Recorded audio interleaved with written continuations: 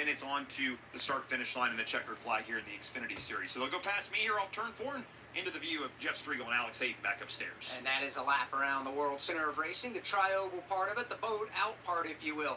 Right here on the front side where the start-finish line is. It is banked at 18 degrees. Working up and down the pit lane for us tonight will be Steve Post, Jason Toy, and Kim Kuhn. They will be very busy. We'll visit with them here in just a couple of moments. The NASCAR Xfinity Series field, 40 cars strong, making their way now up off of turn number 4.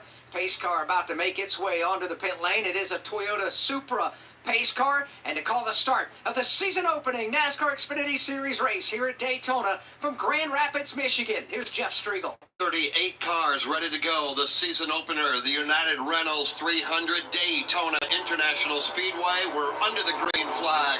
A couple of RCR Chevrolet Camaros at the front of the field, including a two-time back-to-back winner in Austin Hill. Up to speed they go as they head to 1.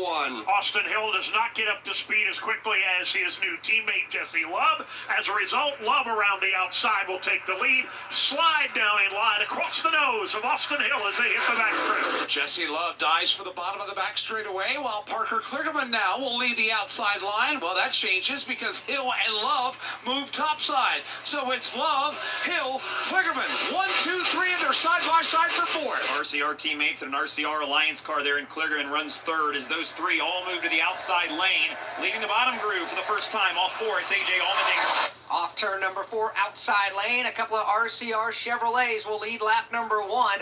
Pole winner Jesse Love in his first ever Xfinity Series start. He leads the Daytona. Austin Hill stacked up behind him with Parker Kligerman and A.J. Allmendinger there. Kligerman and Allmendinger also with RCR affiliations. A.J. Allmendinger coming off a top 5 finish a little bit ago in the Daytona 500. He needs a little help downstairs off 2. Side by side for 3rd. John Hunter Nemechek downstairs. You got Parker Kligerman topside, but Nemechek does not have the drafting help he needs. Kligerman will go by. So will Allgaier. So will Anthony Alfredo. And Nemechek backs up to the front bumper of A.J. Allmendinger, and he is side by side as they work off of turn 4 with Anthony Alfredo. That's a race for the 5th spot. As they come back off of turn number 4 and back to the tri-oval, watching that inside line, John Hunter Nemechek is there, drafting help from A.J. Allmendinger. Meanwhile, at the front of the field, it continues to be Jesse Love. By less than a car length over his Richard Childress Racing teammate, Austin Hill. Parker Kligerman rides 3rd on the outside with Justin Allgaier in his hip pocket.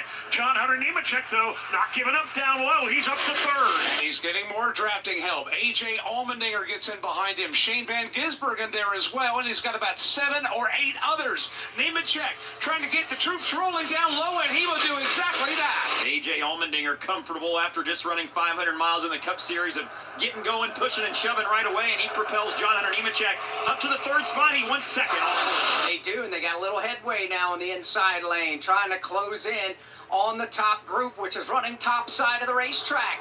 Jesse Love's red and white Wheeling Engineering Chevrolet up front, still being chased by Austin Hill. They haven't gotten close enough to Jesse Love to force him to throw any kind of blocks. As a matter of fact, that inside line charge, led by John Hunter Nemechek, slips back a little bit now. Nemechek into a battle for 5th. Side by side with Anthony Alfredo onto the Daytona Super Stretch. That drafting assistance for Nemechek, a bit disorganized as it were, and again it's going to cost him.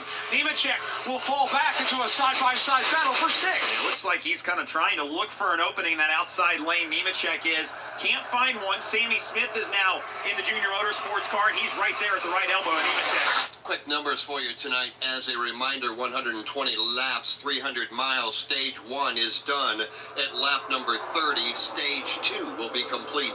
At the end of lap number 60, Jesse Love, Austin Hill, Parker Kligerman, top 3. And that inside line charge has really evaporated. John Hunter Nemechek was able to slide up in line in the 7th position. That leaves A.J. Allmendinger down low with virtually no drafting help. He's got Shane Van Gisbergen right behind him and 2 others, and A.J. Allmendinger tries to wedge his way in line. It won't work. Matter of fact, he's side by side with Jed Burton as the front 8 get away. Ryan Truex is back there as one of those cars that was trying to find an opening in the inside lane. He's moved to the outside, and the inside lane continues to backslide. It does, as Jesse Love shows the way up top. You know, Love has got an outstanding resume after winning a couple of ARCA Menard Series West titles, and he's the reigning ARCA Menard Series champion. Love, exciting and new, heads to turn number 1. There's not even any doubt about his talent behind the wheel of a race car. He has proved that very early on in his National Series career,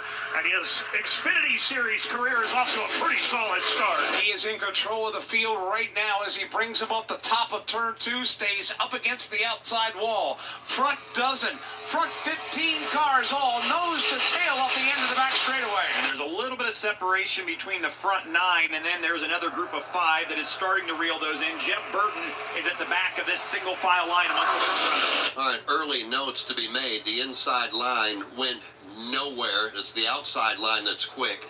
Top 10 after 6. Jesse Love, his teammate Austin Hill, Parker Kligerman, Justin Allgaier, Anthony Alfredo top 5. Sammy Smith 6. John Hunter Nemechek 7th. 8th, Sheldon Creed. Jeff Burton is 9th, and Daniel Suarez is 10th. 6 down, Jesse Love at the front of the field. Kyle Larson brings his Chevy 4 tires Sunoco Racing Fuel. From fueling NASCAR champions on the track for over 20 years to innovating 94 octane, the highest octane on the market. Performance is what Sunoco does. All Sunoco fuel at the pump meets the same top-tier standards as the fuel used in NASCAR. He's back here for Ryan Blaney, 4 tires with Sunoco fuel. From the Definitely a lot less people in here. I was going to expect that, but if you still haven't already, make sure and share the stream if you still got some people out there still wondering about the Xfinity race. Winner of the J.D. Power Award for initial quality among compact SUVs. Lend a hand in the strong and capable Silverado, or mix it up in a high-tech Trax with an available 11-inch diagonal touchscreen. Find family, friends, and fun in the Chevy that's right for you. Chevrolet, together let's drive. For J.D. Power 2023 U.S. Initial Quality Study Award information, visit jdpower.com/awards. 10-time winner at the ARCA Series level a year ago for Jesse Love, the 19-year-old driver out of Menlo Park, California. First start, he scores the win, or scores the pole for this event, and now he is leading his first laps ever at this level. He's led all 8 so far. Jesse Love, Austin Hill, Parker Kligerman right now, top 3 from Daytona International Speedway. This is the Motor Racing Network, the voice of NASCAR. You crave power, but your ride is holding you back. Feeling the burn of mediocrity instead of the thrill of domination? E3's cutting-edge tech, the same spark that fuels NASCAR champions, also delivers maximum fuel efficiency, so you spend less time at the pump and more time on the track. This is championship performance. This is E3 spark plugs. Don't just dream of speed, make it your reality. Power, speed, endurance, E3, what are you running?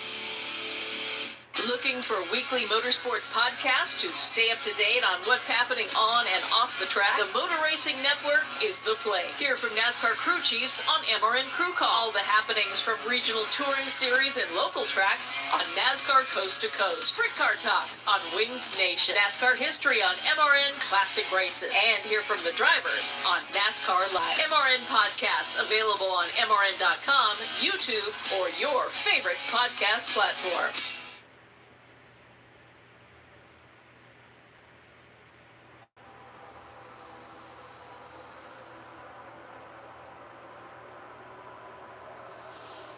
Down, 20 to go in stage number 1. Welcome back to Daytona International Speedway. Yes, we are live on a Monday night. Glad to have you with us as we run the season opener for the NASCAR Xfinity Series. Alongside Alex Hayden, my name is Jeff Striegel, Dave Moody, Mike Bagley, Dylan Welch.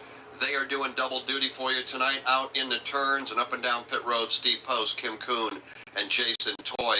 We just wrapped up the Daytona 500 moments ago. William Byron picking up the win there, and right now it's Jesse Love leading over his teammate Austin Hill. And there's 2 separate drafts on the racetrack right now. Everybody's single file, so that'll give us a chance to welcome into the broadcast our pit reporters. So let's take a trip down there right now, presented by O'Reilly Auto Parts. Think O'Reilly Auto Parts for your car care needs. Get the parts and service you need fast from the professional parts people at O'Reilly Auto Parts. We start with Steve Post.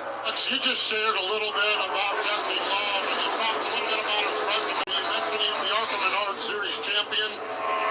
Well, he won 10 of 20 races last year in the ARCA Menard Series. You go 500 in motorsports, and that is pretty special. Got the call up to go to Richard Childress Racing, and I love what they've done here. They have paired him with veteran crew chief Danny Stockman Jr. Danny is a 7-time winner here in the Xfinity Series. Has a win here at Daytona with Austin Dillon back in 2015. So I love this pairing, and right now the steady hand at the crew chief helm, Danny Stockman Jr., and young Jesse Love, a steady hand at the wheel as he has led this thing from the green. Jason Toy. It was the first race of the season. Unlike the NASCAR Cup Series, they had the duels back on Thursday of last week to be able to run to get communication between the crew chiefs and drivers and the spotters. There's a lot of new voices that are over the radio here today for some of these drivers, some of these rookie drivers with veteran spotters and crew chiefs down here. That has been the big thing here early on is the layout. A lot of these teams, a lot of these drivers, especially young ones, are just getting used to hearing that different voice coming from the top side here at the racetrack. Kim Kuhn? Well, there's a mix of approaches by teams on where in the pack is the best place to be throughout the course of a super speedway race, with teams often opting to drop to the back when things get aggressive. But do not expect to see Parker Kligerman bailing out. Crew Chief Patrick Donahue told me there are strict orders from team owner Scott Borchetta. Do not ride around in the back. Scott would rather see his car running up front and battling for the lead and crash than just sit to the back of the pack. But that's sometimes easier than said than done. This is the same car the team finished third with at Dega last year, just with a new nose added on. Right now, Parker runs in the third position. Yeah, and right now, Kim, the pack is broken into 2 groups. Now they're running nose to tail. Oftentimes we will refer to this as logging laps. That will break apart, though, as we draw closer and closer to the end of the stage. Let's give you a look at the full field rundown. When we came on the air, as you know, we were coming to the green flag. Jesse Love has led all 13 laps. He's out front over his teammate, Austin Hill. Parker Kligerman, Justin Allgaier, Anthony Alfredo is your top 5. Sammy Smith, John Hunter Nemechek, Sheldon Creed, Jeb Burton, Daniel Suarez complete your top 10. Ryan Truex is currently 11th. Riley Herbst is 12th. Cole Custer is 13th, and Brandon Jones goes 14th. A.J. Allmendinger back to 15th. Sam Mayer goes 16th. Daniel Dye is running in the 17th spot. Parker Retzlaff is 18th. Shane Van Gisbergen is 19th, and Haley Deegan is 20th. Josh Bilicki, 21st. Kyle Weatherman, 22nd. 23rd, Ryan Sieg, and Jeremy Clements is 24th. I'll stop there for a moment. Those are the 24 cars in the lead group. Quite a ways behind now. We pick up behind Kyle Weatherman, so running 23rd is Ryan Sieg, then Jeremy Clements and Josh Williams. That's your top 25. Chandler Smith, Natalie Decker, Brennan Poole, 28th, Garrett Smithley, 29th, and Leland Honeyman is 30th. 31st is Dawson Cram. 32nd is Patrick Emmerling. 33rd is Ryan Ellis. Sage Karam goes 34th. 35th is Frankie Muniz. 36th is Blaine Perkins. 37th, Jordan Anderson. 38th is B.J. McLeod, and all cars continue to run on the lead lap. The NASCAR season is here, and Toyota Racing is looking for clashers. Think you clash at the Coliseum with your favorite Toyota drivers? Clashing with the HOA, who won't let you car bill number 20 into your lawn? Or maybe your Tyler Reddick shirt clashed with your pants while meeting the in-laws? If you're a clasher, then we want you. Be part of the action at toyota.com/racing. Toyota, let's go places. NASCAR is a registered trademark of National Association for Stock Car Auto Racing Inc. United Rentals is proud to sponsor the United Rentals 300 at Daytona International Speedway.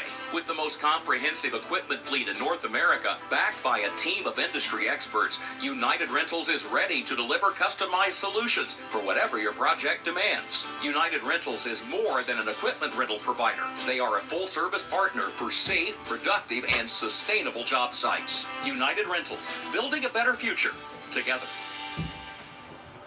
Jesse Love still has the field at bay as everybody rides against the outside wall. There are a handful of cars in that lead draft that are starting to dip down to the bottom side and try to get a second lane. Oh, wow. We got over 100 people in here now. What the hell? Flag, 17 laps in. Jesse Love leads Austin Hill, Parker Kligerman, Justin Allgaier, and Anthony Alfredo. From Daytona International Speedway, this is the Motor Racing Network, the voice of NASCAR. We are the voice of NASCAR. The green flag is in the air, and we are underway. The Great American Race. The Motor Racing Network. NASCAR Cup, Xfinity, and Craftsman. Well, to everyone that's joined right now, thank you guys. I actually didn't think we'd get this many people in here after the 500.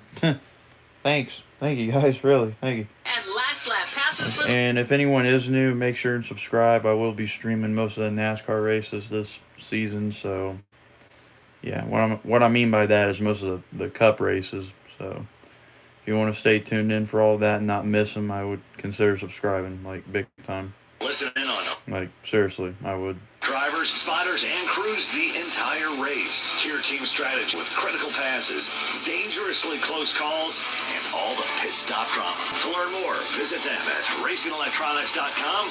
Be race ready. Be RE equipped.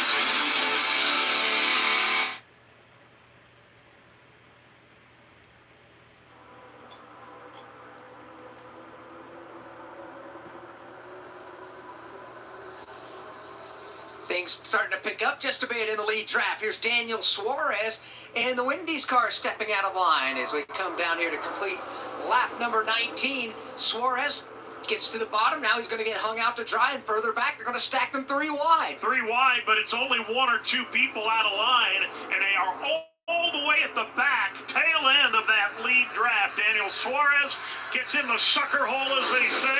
Riley Herbst gets up to the back of the pack. The inside lane is not working right now. And if they don't get their affairs in order, that pack is going to break up, and they're going to lose touch with the lead draft. Riley Herbst and Sammy Mayer, the only cars out of line down low. Yeah, they're still scattering back there as everybody tries to find their place in line. Herbst's able to get up there. Now Sam Mayer, the one car in this group at 25 on the bottom. Before you pull out and you drop to the inside, you hope somebody will go with you. They don't, and you free fall all the way to the tail. Sam Mayer has tried, Dave, as you know, several times to get somebody to go with him, and they just won't. He's tried 2 or 3 times. Riley Herbst has tried 2 or 3 times. Nobody goes with him. Herbst, an anxious moment a few laps ago, just kind of shoehorned his way back up in line. Meanwhile, the leaders at the front of this pack want that pack to continue racing at the back and break themselves up. Right now, Jesse Love in control of the whole field. He's got his teammate Austin Hill in his hip pocket in second. Parker Kligerman rides in third. Justin Allgaier is fourth, with Anthony Alfredo and Sammy Smith all lined up at the back door of the RCR teammates, all 4. Business is about to pick up. We're down to 9 laps to go here in stage number 1. Valuable championship points will be paid out to the top 10 finishers of this stage. So if you want the points for the championship, Dave, I guess you better go now. It might be time to punch the button and start making some moves. There's no question about that. But for the moment, not a lot of folks doing so. Again, Riley Herbst will go to the bottom of the racetrack. For the moment, he doesn't have any company at all. Sam Mayer will drop out of line and see if he can catch up and give him a draft. Got to appreciate the persistence of Riley Herbst. He's the first one down there, but no one else goes with him except for Sam Mayer, who again leaves him hung out to dry. They're not making much progress, or Herbst or Sam Mayer, and now they're all going to finally get back up to the high line. Couple cars up towards the front now. Big movers so far. Daniel Dye up 12. Ryan Truex up 10. Brandon Jones up 10. Others trying to move up right now include John Hunter Nemechek, who dives down to the inside. Will anybody go with him? Not as of yet. John Hunter needs a little help now. Somebody's going to drop out of line and try and pull up on the back end. And we got trouble down in the entrance of turn number 1. Couple of cars get together, spin down onto the apron. That's the Sam Mayer machine, I believe. He gets nailed way down on the apron. Mayer's car is torn up. A couple of other cars involved as well. Daniel Suarez motoring away from the scene. He's got some fairly significant damage on the front end of that Wendy's car. All told, I think we've got about 4 cars down in the grass just below our line of sight here in turn 1 and 2. Haley Deegan involved in the crash. She's got significant damage on her race car. Kyle Weatherman was the one that came in that Dave described that really laid a hard hit into the Sam Mayer car. And of course that Wendy's Chevrolet and Daniel Suarez involved in the crash as well. We are working caution here with 7 laps to go in stage number 1. For John's 60th birthday, his family planned to drive down old Route 66. But the trip took a detour when his wife got sick with RSV. It's a highly contagious virus that can lead to breathing problems and hospitalizations. This year, we don't want to cancel our plans. We're protecting ourselves with Pfizer's RSV vaccine, Abrysvo, respiratory syncytial virus vaccine. Abrysvo, a vaccine to prevent lower respiratory disease from RSV in people 60 years and older. It's not for everyone and may not protect all who receive it. Don't get Abrysvo if you've had an allergic reaction to its ingredients. A weakened immune system may decrease your response. Most common side effects are tiredness, headache, injection site pain, and muscle pain. For full prescribing information, please call 1-844-989-7284 or visit abrysvo.com. So don't wait. Ask your pharmacist or doctor about Pfizer's RSV vaccine, Abrysvo, because every breath matters. From Daytona International Speedway, this is the Motor Racing Network, the voice of NASCAR. The Valley of the Sun will roar to life this spring. It's going to get pretty wild here. Why is that, you may ask? Because NASCAR is coming to Phoenix, and it's going to be a weekend of good vibes the whole family won't forget. The best-in-class fan experience meets racing's toughest drivers for 3 days of action on and off the track, all surrounded by the beautiful Estrella Mountains. NASCAR Weekend at Phoenix Raceway, March 8th through the 10th. Get your tickets now at phoenixraceway.com. We are the voice of NASCAR. The green flag is in the air. We are underway. The Great American Race. The Motor Racing Network. NASCAR Cup, Xfinity, and Craftsman Truck Series Racing live on your hometown radio station and MRN or NASCAR.com. Martinsville, Talladega, the Chicago Street Course. We have the side-by-side action and last lap passes for the win. Photo finishes, Ryan Blaney will win. The voice of NASCAR, the Motor Racing Network.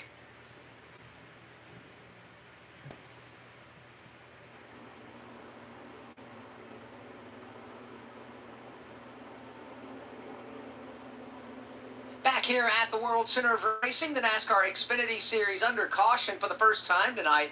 Hard crash over in turn number 1. Sam Mayer was riding along when Daniel Suarez got turned out of shape. Not exactly sure which car clipped the back end of Suarez to turn him around to trigger this crash, but Sam Mayer got hit in the right rear quarter panel by no fault of his own and was sent head-on into the outside safer barrier in turn number 1. But under caution for the first time in the race. Yeah, then he slid down the racetrack, and Kyle Weatherman and Haley Deegan, running at the tail end of the field, tried to get it slowed down, could not, and got in to Sammy Mayer, and that will put us under the caution flag. 24 down. We're 5 away next time by to the end of stage number 1. Discover new opportunities together in a new Chevy. Meet up in an Equinox, winner of the J.D. Power Award for initial quality among compact SUVs. Lend a hand in the strong and capable Silverado, or mix it up in a high-tech Trax with an available 11-inch diagonal touchscreen. Find family, friends, and fun in the Chevy that's right for you. Chevrolet, together let's drive. For J.D. Power 2023 U.S. Initial Quality Study Award information, visit jdpower.com/awards. Are you ready to go back to the summer of '99? Cruise is back. Summer of '99 tour. For the first time in more than a decade, with very special guests on select days, 3 doors down. Country, Switchfoot, Tommy, Big Rack, and Finger 11. Get tickets now at livenation.com. Cruise Summer of '99 tour. Jesse Love, Austin Hill, Parker Kligerman, Justin Allgaier, Anthony Alfredo, top 5, lap 25, 5 to go in the stage. From Daytona International Speedway, this is the Motor Racing Network, the voice of NASCAR. We are the voice of NASCAR. The green flag is in the air, and we are underway. The Great American Race. The Motor Racing Network. NASCAR Cup, Xfinity, and Craftsman Truck Series Racing live on your hometown radio station and MRN or NASCAR.com. Martinsville, Talladega, the Chicago Street Course. We have the side-by-side action and last lap passes for the win. Photo finishes, Ryan Blaney will win. The voice of NASCAR, the Motor Racing Network. we are under the green flag. Listen up, NASCAR fans. Now's the time to turn your love of racing into big-time prizes. Because NASCAR Fantasy Live is your fast lane to bragging rights. Furious racing here. Pick 5 drivers each week of the season. Then complete additional challenges to stack points. All for your shot at the grand prize. So let's get this party started. For official rules and to learn more, visit NASCAR.com/fantasy and sign up today.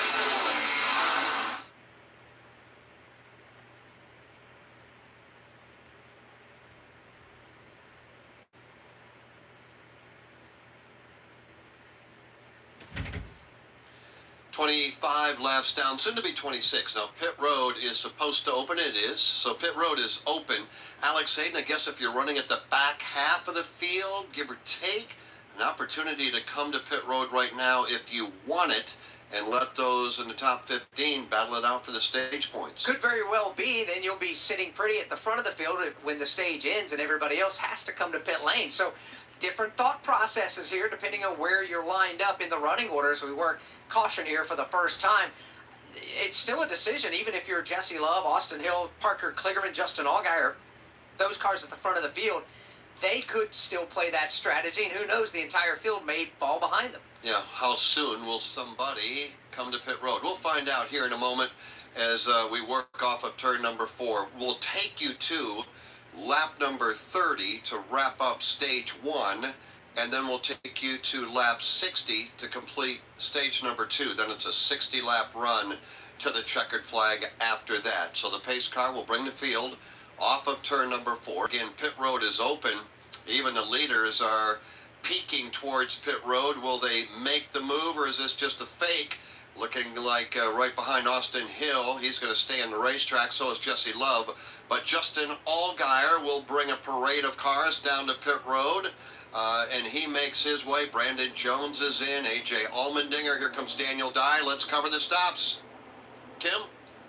We'll start with Jason Toy.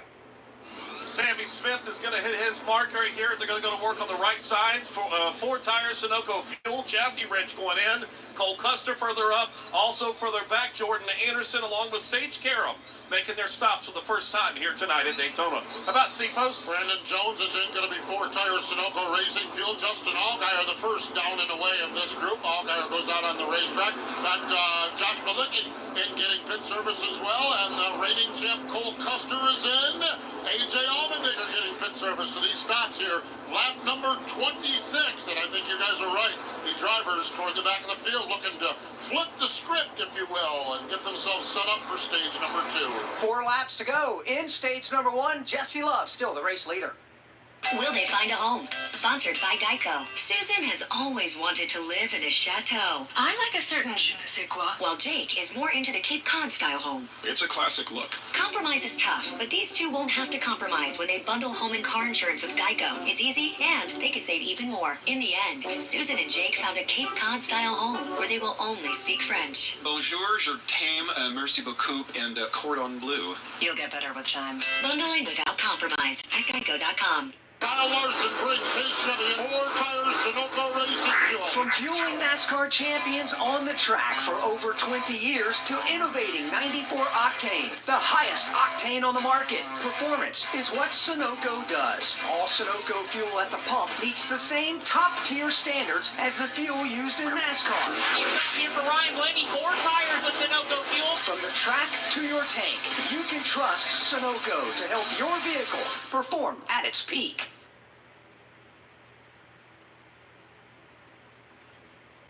From Daytona International Speedway, this is the Motor Racing Network, the voice of NASCAR. Jeff Gordon wins the Daytona 500. Jeff Gordon's rise to one of NASCAR's all-time greatest drivers was one like no other. Relive Jeff Gordon's journey to the NASCAR Hall of Fame with the exclusive MRN podcast, Jeff Gordon, A Colorful Career. 93 Cup Series wins, 4 Cup Series championships, and 3 Daytona 500 wins. A career rivaled by few others. Check out MRN's Jeff Gordon, A Colorful Career on podcast platforms and MRN.com. from tickets, parking, and travel, race weekends can be stressful. Let Racing Electronics make communication easy. With a scanner and Easy Talk intercom system rental from Racing Electronics, you can effortlessly talk over the noise of the race. Hear uncensored driver and crew communication from every team in the race, or tune into the race broadcast with your favorite MRN announcers. To learn more, visit RacingElectronics.com today.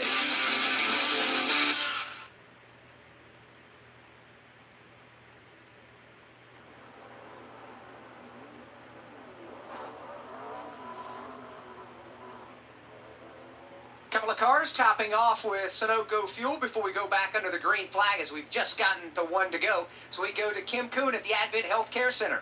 Daniel Suarez has been released from the care center. Walk us through what happened in that incident.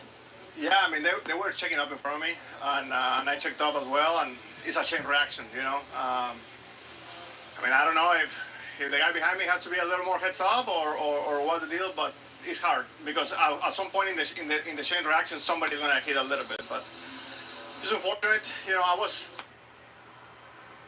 Miro, my spotter, the whole team is different, the brakes, and we got wrecked. It wasn't the big that we're looking for, but anyway, ready to go home, relax a little bit, and go back to Atlanta.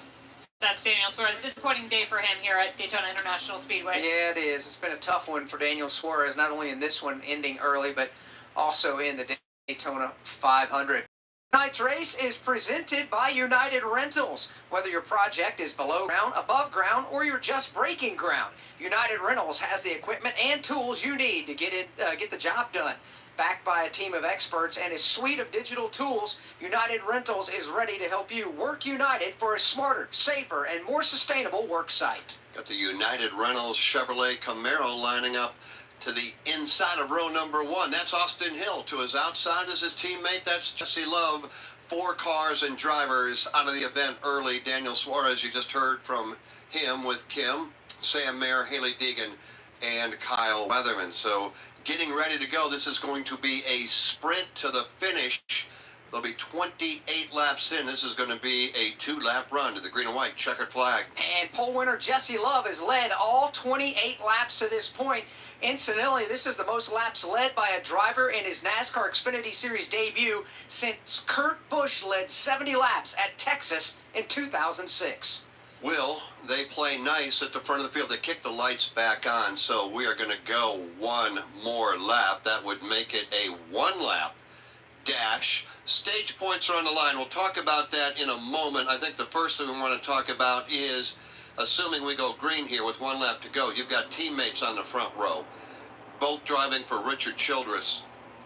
Team orders in play or crossover in play? What do you think, Alex? I don't know what to think, because the bottom line is there's points on the line. Certainly you've got to put yourself in position to win the race, but there's also championship points. If you had to make sure I made an answer there, I would say yeah.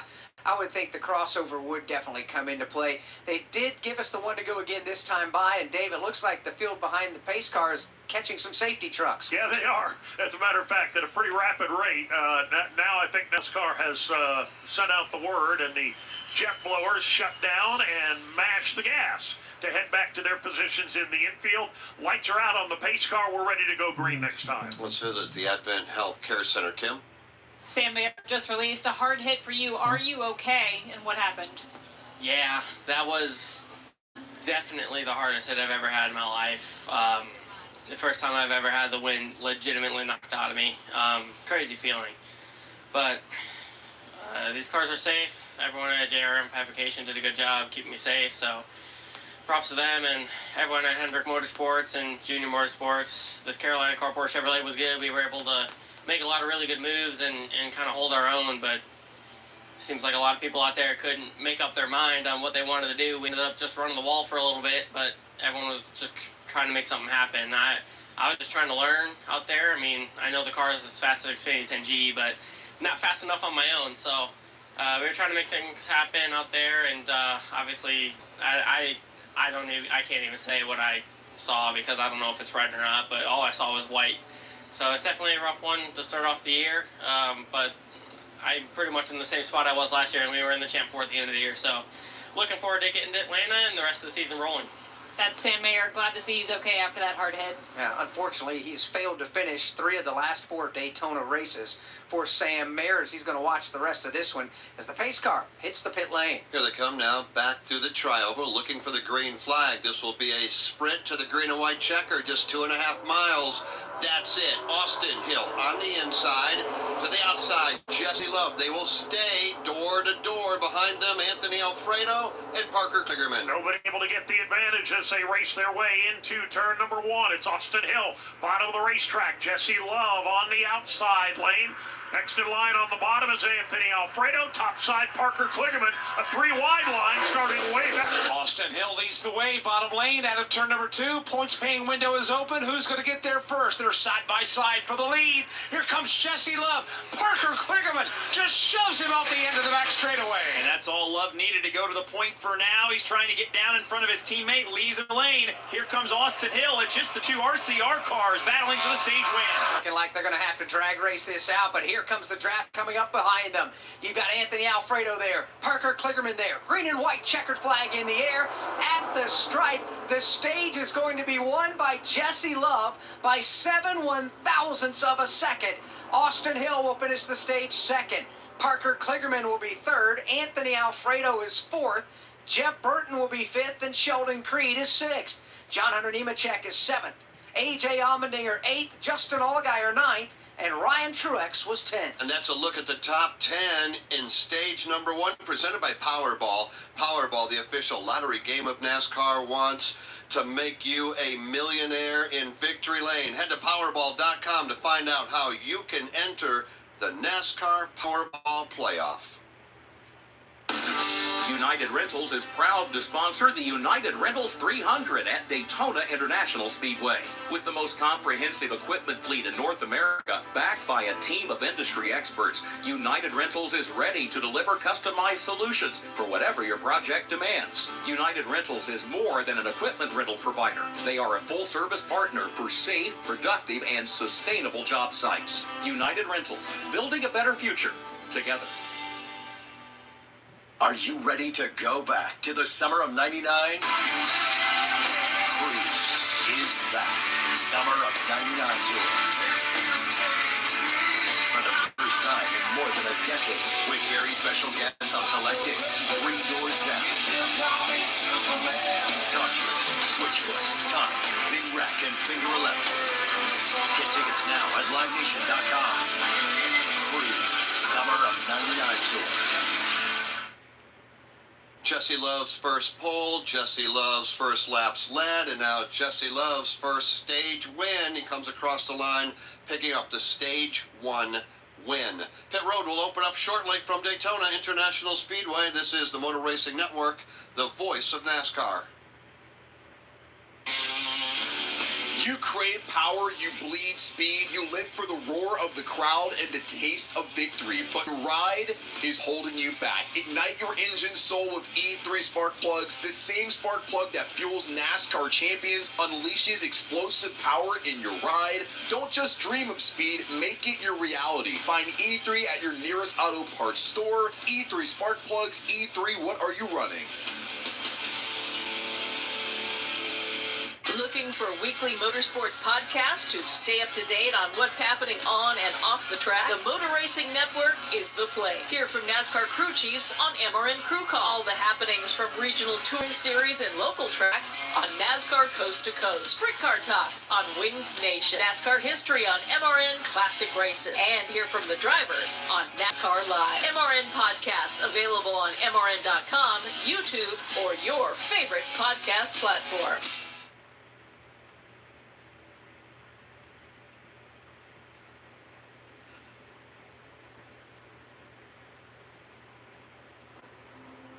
It is a cold, crisp, clear night along the shores of Daytona Beach. The hotel lights glistening just outside of turn number 3 and 4.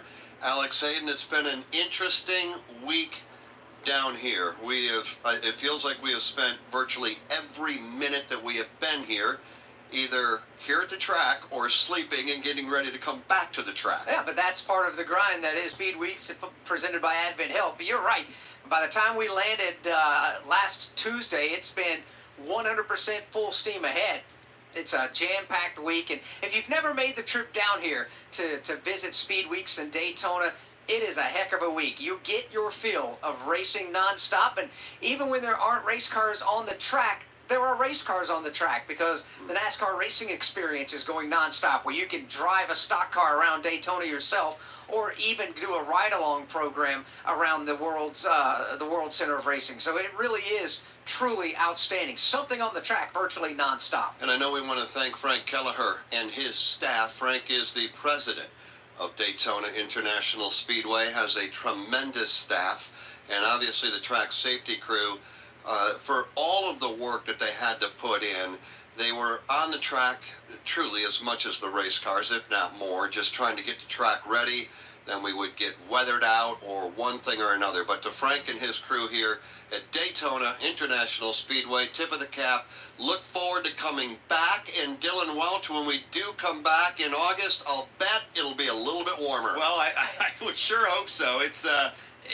I'll tell you what though, Jeff, I will take this over the rain that we've had to deal with the last couple of days. It's great that the fans showed up today. The crowd was great for the 500, and a lot of them have stuck around tonight here for the Xfinity race. So it is cold, but I'm just glad we got race cars on the track. 100% concur with that statement. Pit lane is open, and the front looks like about the front 9 or 10 cars are going to come in. Now everybody else, it looks like they're going to stay on the racetrack with the exception of a couple of back markers. Parker Kligerman has his orange and white Chevrolet on pit road. Yeah, that spiked coolers Chevrolet Camaro. The call, it's going to be 2 rounds out of the left rear. They put a little tape on the grill. Sunoco fuel, and he is down and away. John Hunter Nemechek also on this end of pit road. Steve Post. Parker Retzlaff brings his car in. Going to be 4-tire Sunoco Racing fuel. Jesse Love, the race leader, has that very first pit box by virtue of winning the pole position. Going to be 4-tire Sunoco Racing fuel. Parker Kligerman going to be first out on this one. Chandler Smith going to be second. The rest of the field rolls off here. So 4-tire Sunoco Racing fuel for those who pitted here, Jason. Jed Burton carrying the Golden Corral colors tonight. 4-tire Sunoco fuel for him. Sammy Smith was in. Little chassis adjustment. Sheldon Creed also making a stop, making an air pressure adjustment for him. Same thing for Austin Hill. Also, we saw Anthony Alfredo making a stop here at lap number 33. And that is that script flip that Postman was talking about. All of those that pitted on lap 26 stayed out. A.J. Allmendinger, unofficially right now, is the race leader. We'll reset it for you here shortly. The NASCAR Powerball playoff is back and ready to make a new millionaire in Victory Lane. Last year, it happened to Stephanie. This year, it could be you winning $1 million at NASCAR Championship Weekend. Head to Powerball.com for the list of participating lotteries and join the race for $1 million. Powerball, the official lottery game of NASCAR and home to the NASCAR Powerball playoff. Kyle Larson brings his Chevy 4-tire Sunoco Racing fuel. From fueling NASCAR champions on the track for over 20 years to innovating 94 octane, the highest octane on the market. Performance is what Sunoco does. All Sunoco fuel at the pump meets the same top-tier standards as the fuel used in NASCAR. Here for Ryan Blaney, 4 tires with Sunoco fuel. From the track to your tank, you can trust Sunoco to help your vehicle perform at its peak. Lights out around the racetrack. We'll be back to the green flag here shortly from Daytona International Speedway. This is the Motor Racing Network, the voice of NASCAR. Hi, I'm Ryan Blaney, a third-generation race car driver, and we dedicate a lot of our time to going as fast as possible. My grandpa Lou is the reason why my dad and I started racing, and I'm really proud to follow on his tracks. But when my grandpa was diagnosed with Alzheimer's, it was a very unexpected bump in the road for us. I've learned a lot on this journey with my grandpa Lou, and the memories of my grandpa will always be with me. It's important to notice if older family members are acting differently, experiencing problems with their memory, or having trouble with routine tasks. Talking about Alzheimer's can be really tough, but if you notice something, have a conversation with your loved one. Encourage them to see a doctor or offer to go with them. Early detection of Alzheimer's can give your family time to explore support services, make a plan for the future, and access available treatments. The Alzheimer's Association provides care, support, and research to help you take control of the situation with your family and manage the disease together. If you or your family are noticing changes, it could be Alzheimer's. Talk about seeing a doctor together. Visit alz.org/time to talk. A message from the Alzheimer's Association and the Ad Council.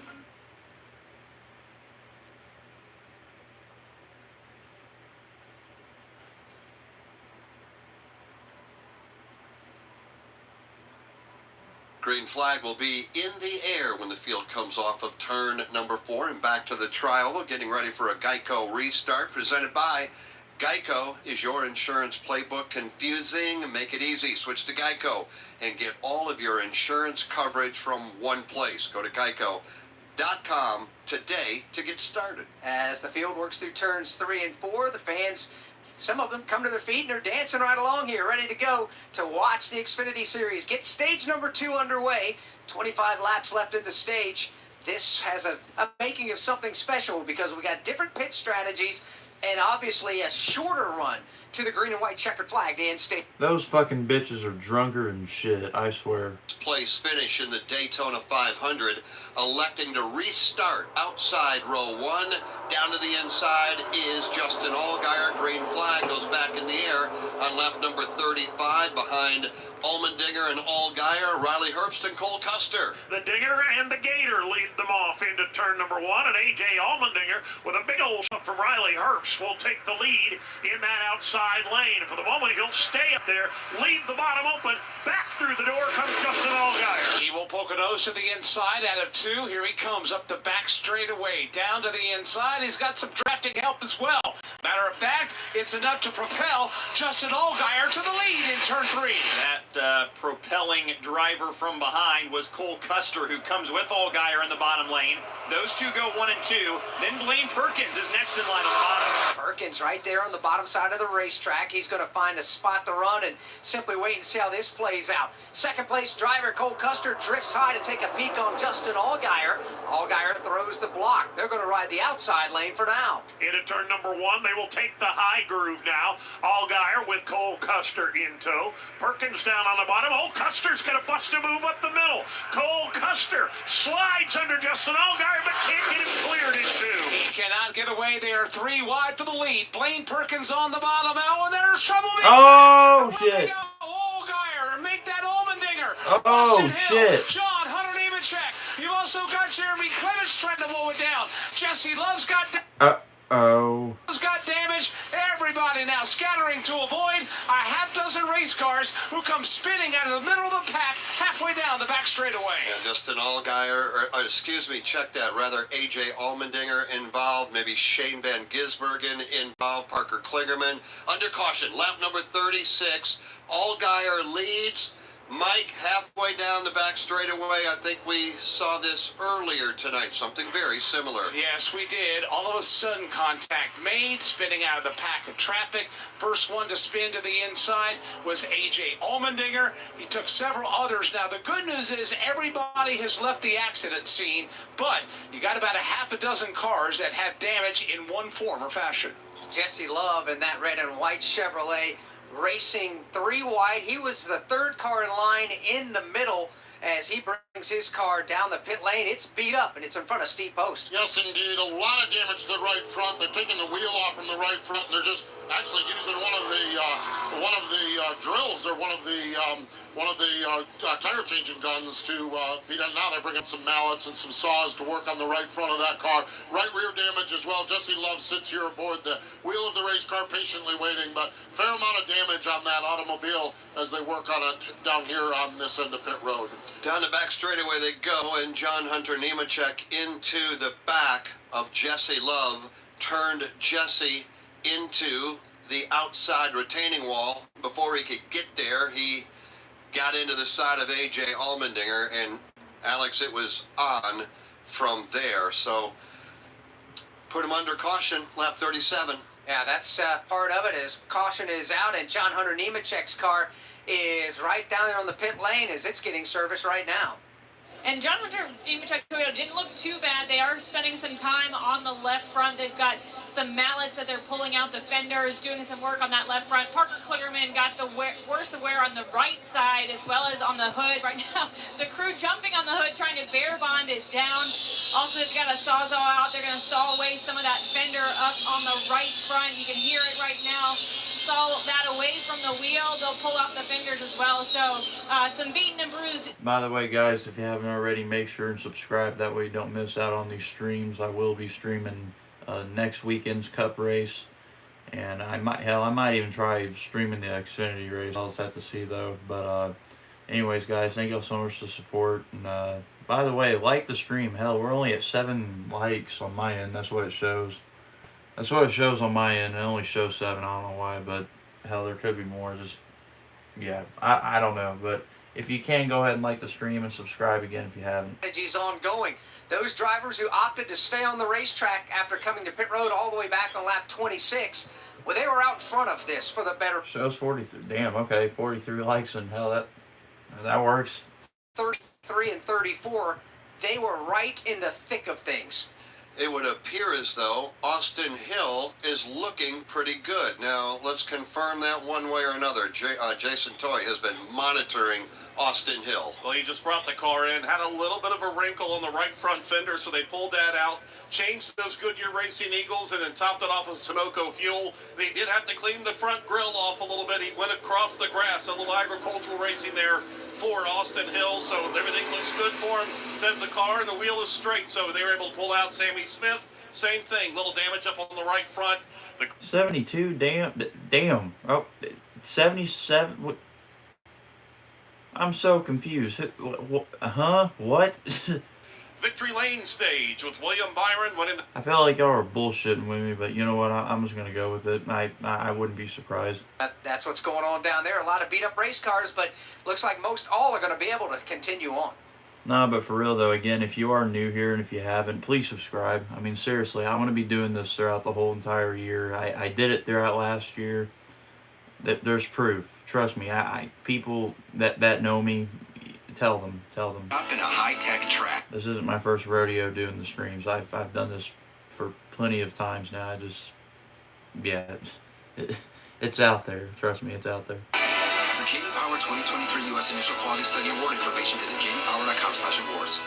Will they find a home? Sponsored by Geico. Sarah wants a yard. My own little paradise. Brad, however, hates yard work. The only thing I hate more than cutting the grass is paying someone to cut the grass. Compromise is tough, but these two won't have to compromise when they bundle home and car insurance with Geico. It's easy, and they could save even more. In the end, Sarah and Brad found a great home with a yard. A very, very small yard. Time to get it done.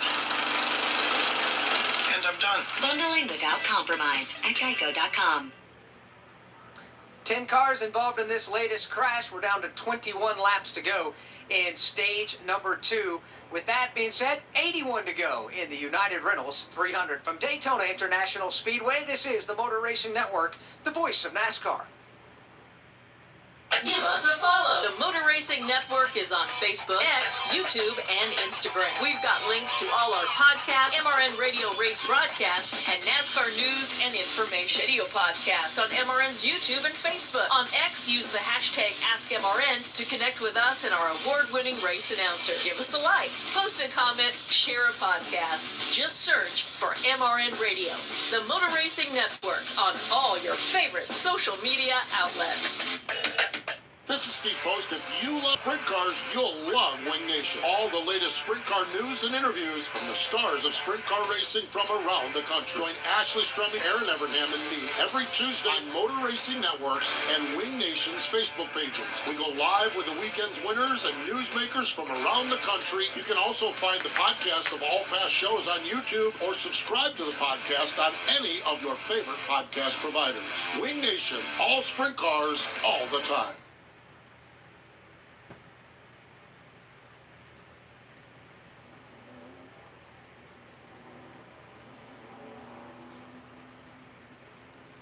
Clean cleanup continuing on the Daytona International Speedway. Looks like for the most part things are buttoning up.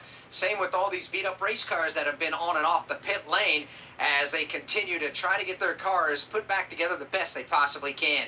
Now let's pause 10 seconds for station identification on the Motor Racing Network.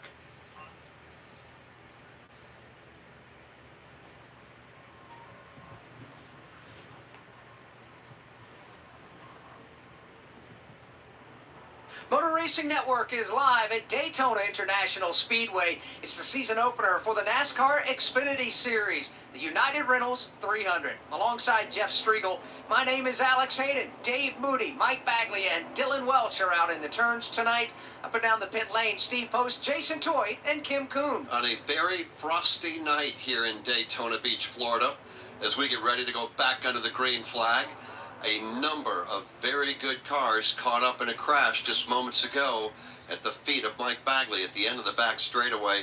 Frankie Muniz, Josh Williams, Daniel Suarez, Sam Mayer, Haley Deegan, Kyle Weatherman. Those are the drivers that are out of the event as Justin Allgaier gets ready to bring the field back off turn 4 into the green flag. He's got Cole Custer with him this time. Blaine Perkins with a good, solid early drive. Right now he's third. Riley Herbst, Brandon Jones, Chandler Smith, Jeb Burton, 7th in line. Parker Retzloff, 8th. Sage Karam up to 9th. And Ryan Sieg completes the top 10. It's been a wild one, but Jesse Love, the dominant car, leading 27 laps early on. The front end of that car messed up. It's going to be a long run to the checkered flag for that team. Indeed it is. Bad night for Josh Williams in that Colleague Racing entry.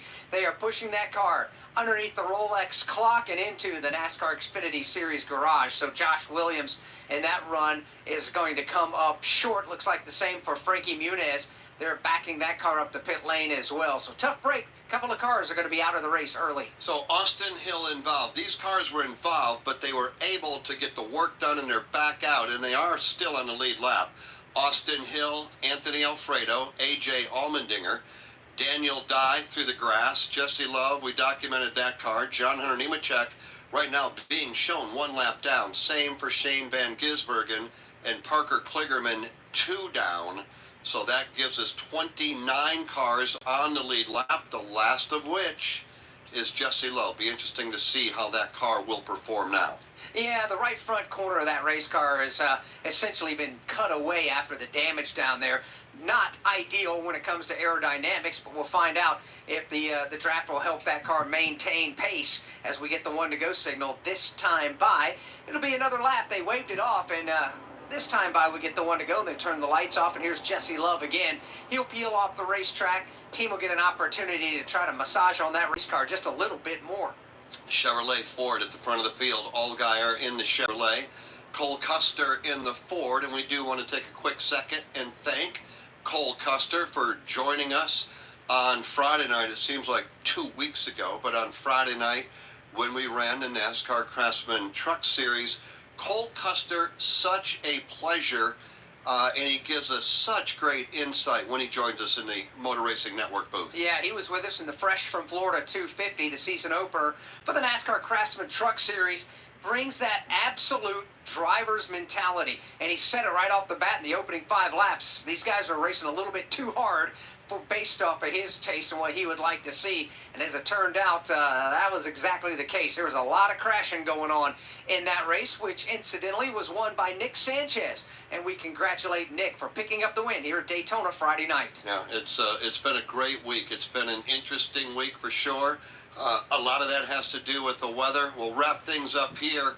And for the most part, everybody will be moving on to Atlanta.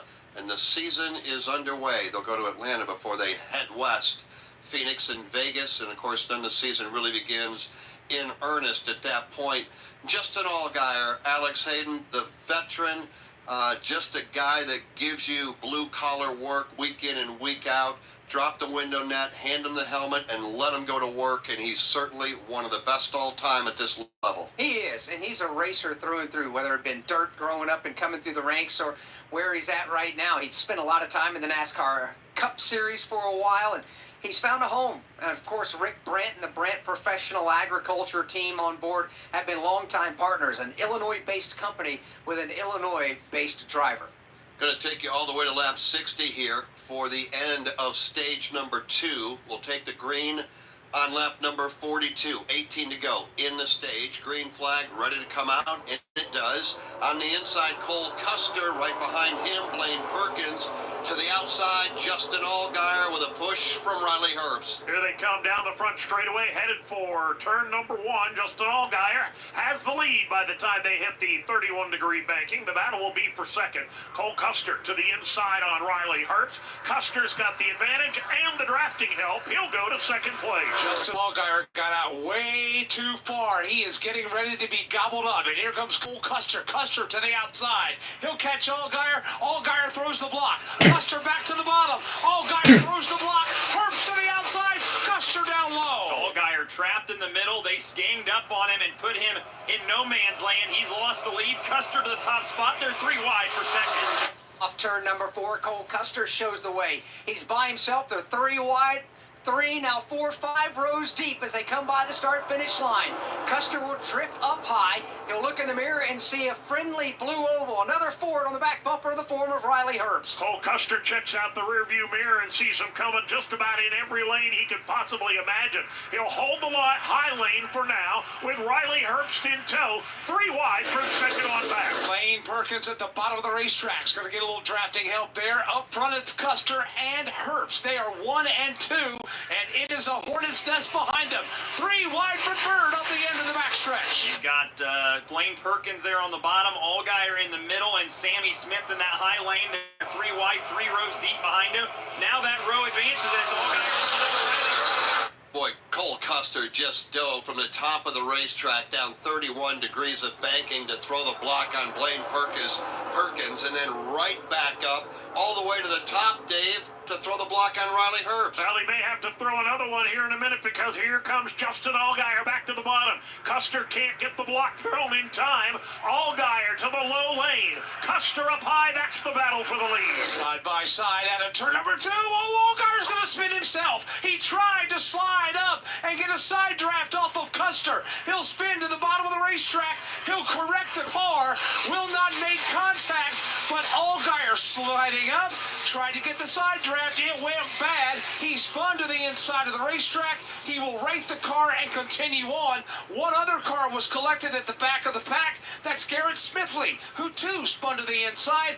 No contact for either one. But Allgaier has flat spotted. Looks like all 4 of those Goodyear Racing Eagles racing for the lead. Jeff, yeah, there's only 44 of 120 laps complete, but the blocking has gotten very aggressive at the front of the field. Yeah, I mean, he just shot up the racetrack from the very bottom. Left side tire is on the double yellow lines, and he just moved up. I mean, and if you look at it this way, that's a 5-lane super highway, Mike Bagley. He's all the way in lane number 1. Climbs the banking, goes all the way up to lane number 4, and the problem was Cole Custer had already filled that lane. It looked like that it was a side draft. Don't know if he had a problem, but it was a very bold move, whatever that was, and he just touched Cole Custer's left driver's side door enough, and when he came off that driver's side door, he spun it to the inside of the racetrack. Fortunately, nobody else was involved. And they will continue on in the race, both Justin Allgaier and Garrett Smithley, as we were cautioned for the 4th time. For John's 60th birthday, his family planned to drive down Old Route 66. But the trip took a detour when his wife got sick with RSV. It's a highly contagious virus that can lead to breathing problems and hospitalizations. This year, we don't want to cancel our plans. We're protecting ourselves with Pfizer's RSV vaccine, Abrysvo, respiratory syncytial virus vaccine. Abrysvo, a vaccine to prevent lower respiratory disease from RSV in people 60 years and older. It's not for everyone and may not protect all who receive it. Don't get Abrysvo if you've had an allergic reaction to its ingredients. A weakened immune system may decrease your response. Most common side effects are tiredness, headache, injection site pain, and muscle pain. For full prescribing information, please call 1-844-989-7284 or visit abrysvo.com. So don't wait. Ask your pharmacist or doctor about Pfizer's RSV vaccine, Abrysvo, because every breath matters.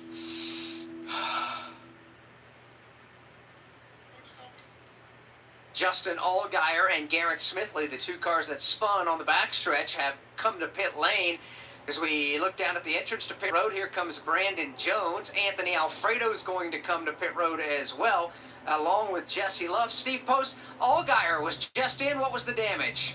Yeah, really, and you guys described a lot of it. It was flat tires. The left front was totally down, right front flat tire as well. And they just had them come in and made sure they could get the car up in the air and then get the tires changed on it.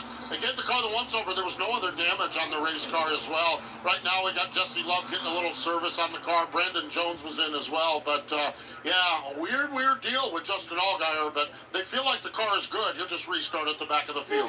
Anthony Alfredo, Daniel Dye, Parker Kligerman also on pit road. We'll document that for you when we come back from Daytona International Speedway. This is the Motor Racing Network, the voice of NASCAR. Now, they get ready to rumble in Richmond. Virginia is for lovers. Of a return to night racing. Of a rocking infield experience that offers unparalleled access to your favorite NASCAR drivers. Of a spring weekend full of friends and electric short track action you'll never forget. NASCAR Weekend at Richmond Raceway, March 29th through the 31st. Get your tickets now at richmondraceway.com.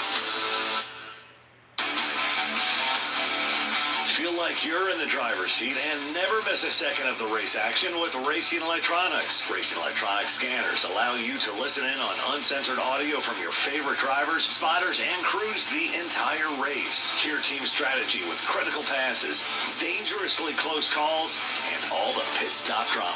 To learn more, visit them at racingelectronics.com. Be race ready. Be RE equipped.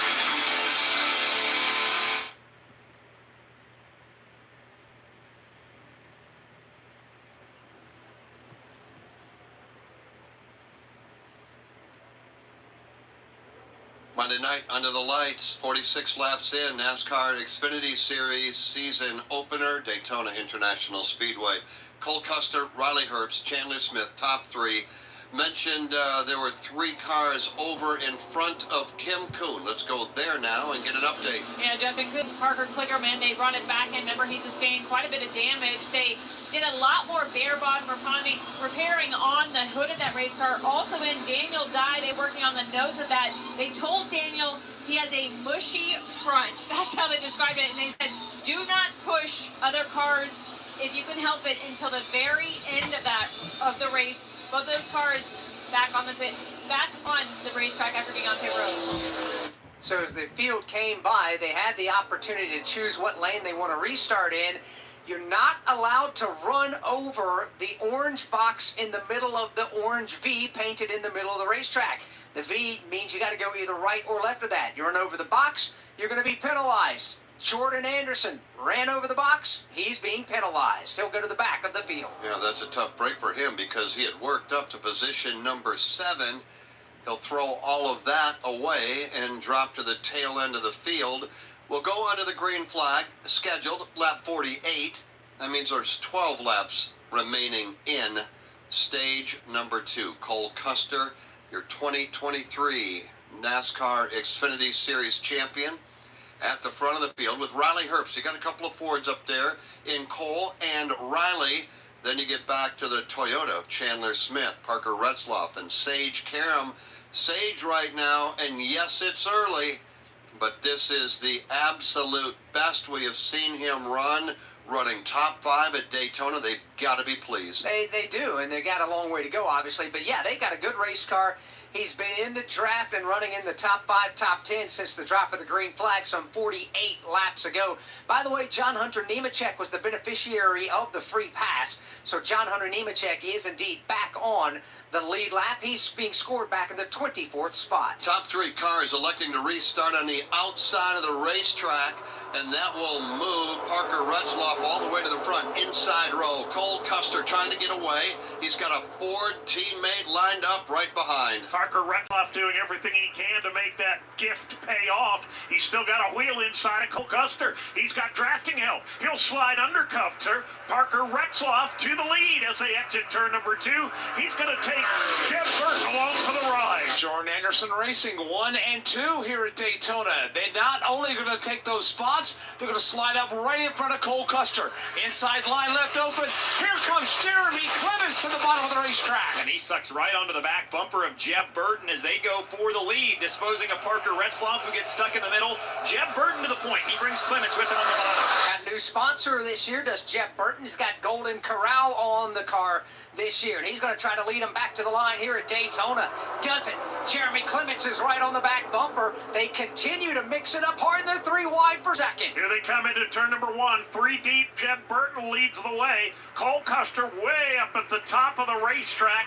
Down low, they were getting to go. Oh, a big block thrown by Jeff Burton. He nearly took Steve all the way to the fence. As Jeremy Clements gets kicked to the middle, and he'll fall all the way mid-pack. Up front, Burton leads. Austin Hill right behind him. And then they are side by side for third. Look who's back. The 2-time defending winner of this race involved in that crash. Austin Hill back within striking distance. He rides in the 2nd spot. They're side by side behind him. Sammy Smith right. Boy, just aggressive, heavy-duty haymaker blocks being thrown by whoever happens to be up front. Jeff Burton did it twice off of turn number 1. We got one around. John Hunter Nemechek spins here at the start-finish line. One car taking evasive action, going down through the grass. John Hunter Nemechek with a spin right at the start-finish line. Josh Balicki spinning to avoid, and we are under the caution flag. Alex, it flies lap 50. John Hunter Nemechek with a wild slide here right at the start-finish line. Yeah, that was one of those deals. Nemechek just got back on the lead lap, and now he's got even more damage. This is the 2nd crash Nemechek has been involved in here in the opening part of this race. Just 50 laps in. Again, 10 laps shy of the conclusion of the stage, and Nemechek came up off of turn number 4.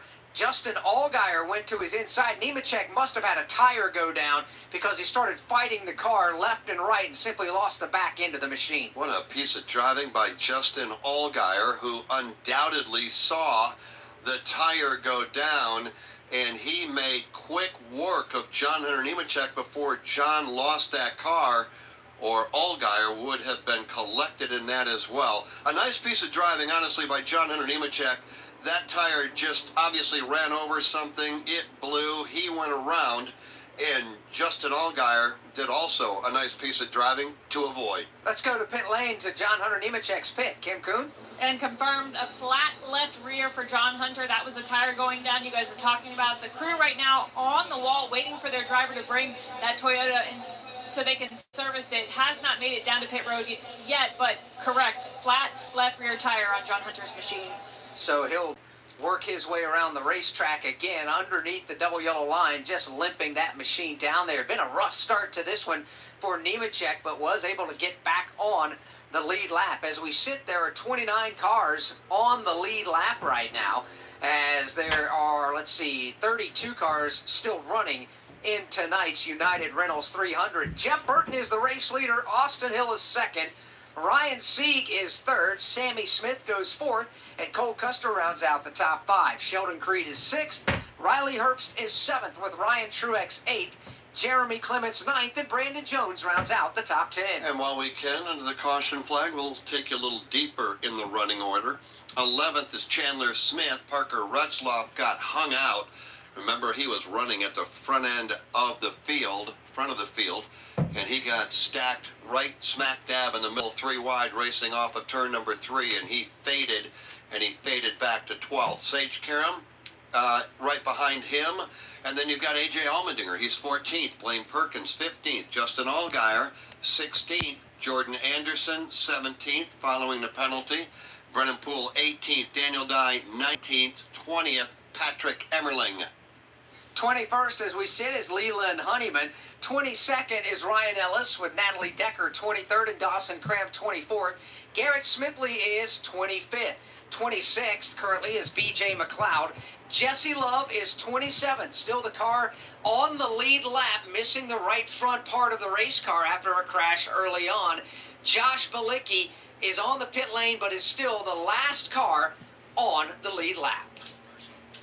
Will they find a home? Sponsored by Geico. Sarah wants a yard. My own little paradise. Brad, however, hates yard work. The only thing I hate more than cutting the grass is paying someone to cut the grass. Compromise is tough, but these two won't have to compromise when they bundle home and car insurance with Geico. It's easy, and they could save even more. In the end, Sarah and Brad found a great home with a yard. A very, very small yard. Time to get it done.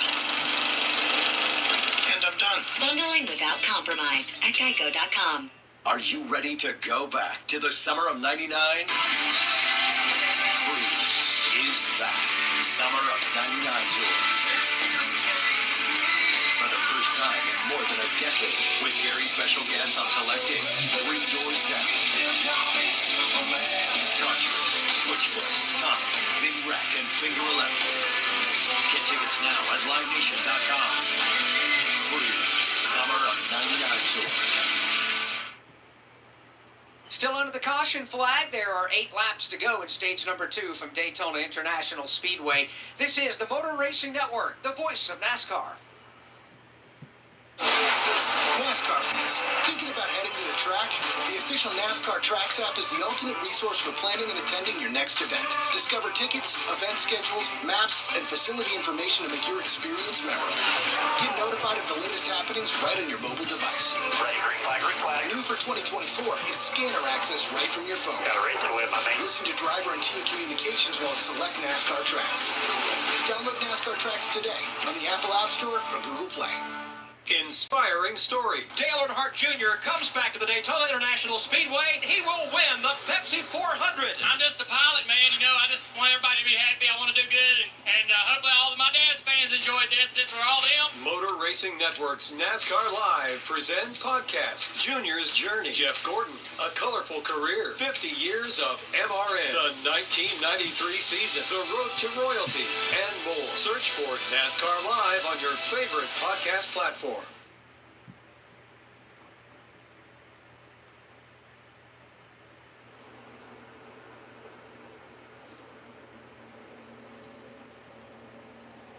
Back at Daytona, still under the caution flag. The safety trucks still work around the racetrack. They brought the jet blowers out there to try to blow any kind of small pieces of debris off of the racing surface. Yeah, you got to do that because we've got some damaged race cars. And Dave, when we tear them up like we have, there are, and a lot of these cars have sustained some damage, but not enough to take them out of the race. So you just on and off pit road, try to get everything secure. You get them back up to 185 miles an hour, and all of a sudden you start losing a piece of sheet metal. That will cut down a tire in a hurry. As good as the Bear Bond and the X-Flex Racers tape are, Jeff, yeah, there's only so much you can do to put a race car body back together when you get up to 180, 190 miles an hour. So they've got the racetrack cleared as best as they can. They've got the body panels taped back on as best they can. We'll see what happens from here on. Top 5 look like this. 3 Chevrolet Camaros go first, second, and third. Jeff Burton, Austin Hill, and Sammy Smith. Ford Mustang is fourth, and Ryan Sieg. The highest running Toyota Supra is Sheldon Creed, a brand new race team, and he's got it in the top 5. This driver's spotlight is presented by Toyota. For the latest Toyota racing information, visit toyotaracing.com. Jason Toy. Well, one of the guys we're going to talk about is Sheldon Creed down here. He's made the transition over from Chevrolet last year and having a contention to run for a championship and not quite finding that victory lane. But he hooked up this year with Joe Gibbs Racing. He's in behind that Toyota Supra. Matter of fact, he has picked up right where he's left off. He is a very fast race car. The transition for him has been very good. The communication between him and the crew has been even better. He is very relaxed here throughout this race. That's kind of like Sheldon usually is. So he's also got Ty Gibbs down here that's helping him out too and coaching a little bit more. And the whole Joe Gibbs Racing brigade is down here with him to be able to get this transition right. And I'll tell you what, this could be a team that could be running for a championship here this year. Alpine, California is where Sheldon calls home. He is a 26-year-old driver still in search of career win number one. He has been in position to win time and time and time again, but he just has not been able to break through. Talking about Sheldon Creed, driving now for Joe Gibbs Racing.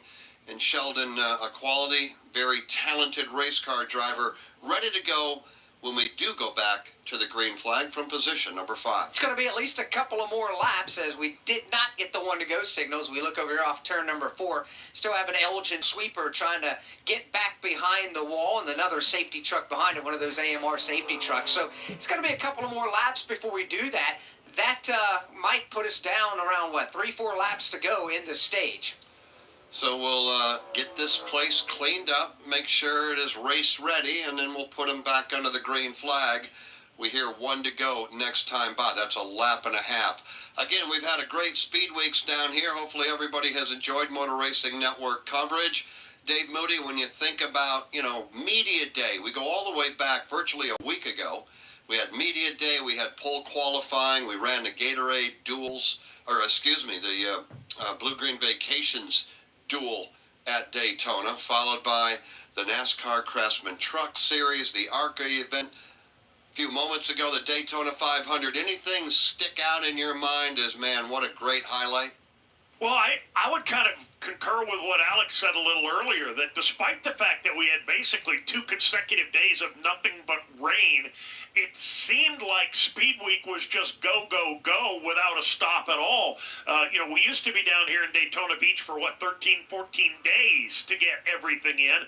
Now they've crammed all of that down into a 6-day timeline, turned into 7 now because here we are on a Monday and threatening in a little while to get into Tuesday. But we didn't lack for excitement. We didn't lack for opportunities and good hard racing for sure. And boy, we've had a day full of it today already. And Mike Bagley, we always kick off here the official championship part of the NASCAR season for all 3 series. Yes, we ran the exhibition race, the Busch Light Clash in the LA Coliseum, but that was a non-points event.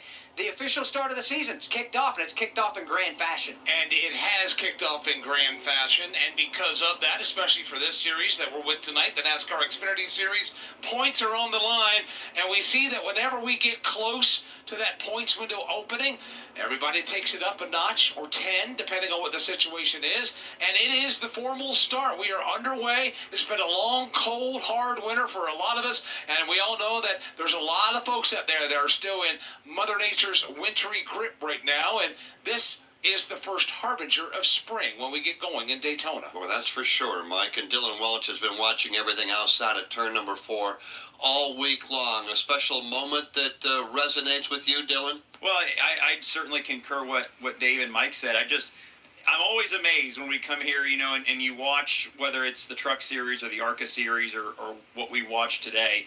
You just watch the skill and the quick thinking and some of the moves that get made out here on the racetrack, and it just blows your mind that that we get to be here and watch these athletes and watch these race car drivers do what they do night in and night out. And it's always fun for me to kind of start the year off, and it's always a good reminder here at Daytona that it's a pretty cool sport that we get to cover, and it's been a really fun week down here. It has been. It's been a long week with a lot of broadcasts, a lot of late nights, and certainly this being on a Monday, a doubleheader. So I'd like to give a call and a big thanks to all of our radio station affiliates and Sirius XM NASCAR Radio, all the board ops that have been with us.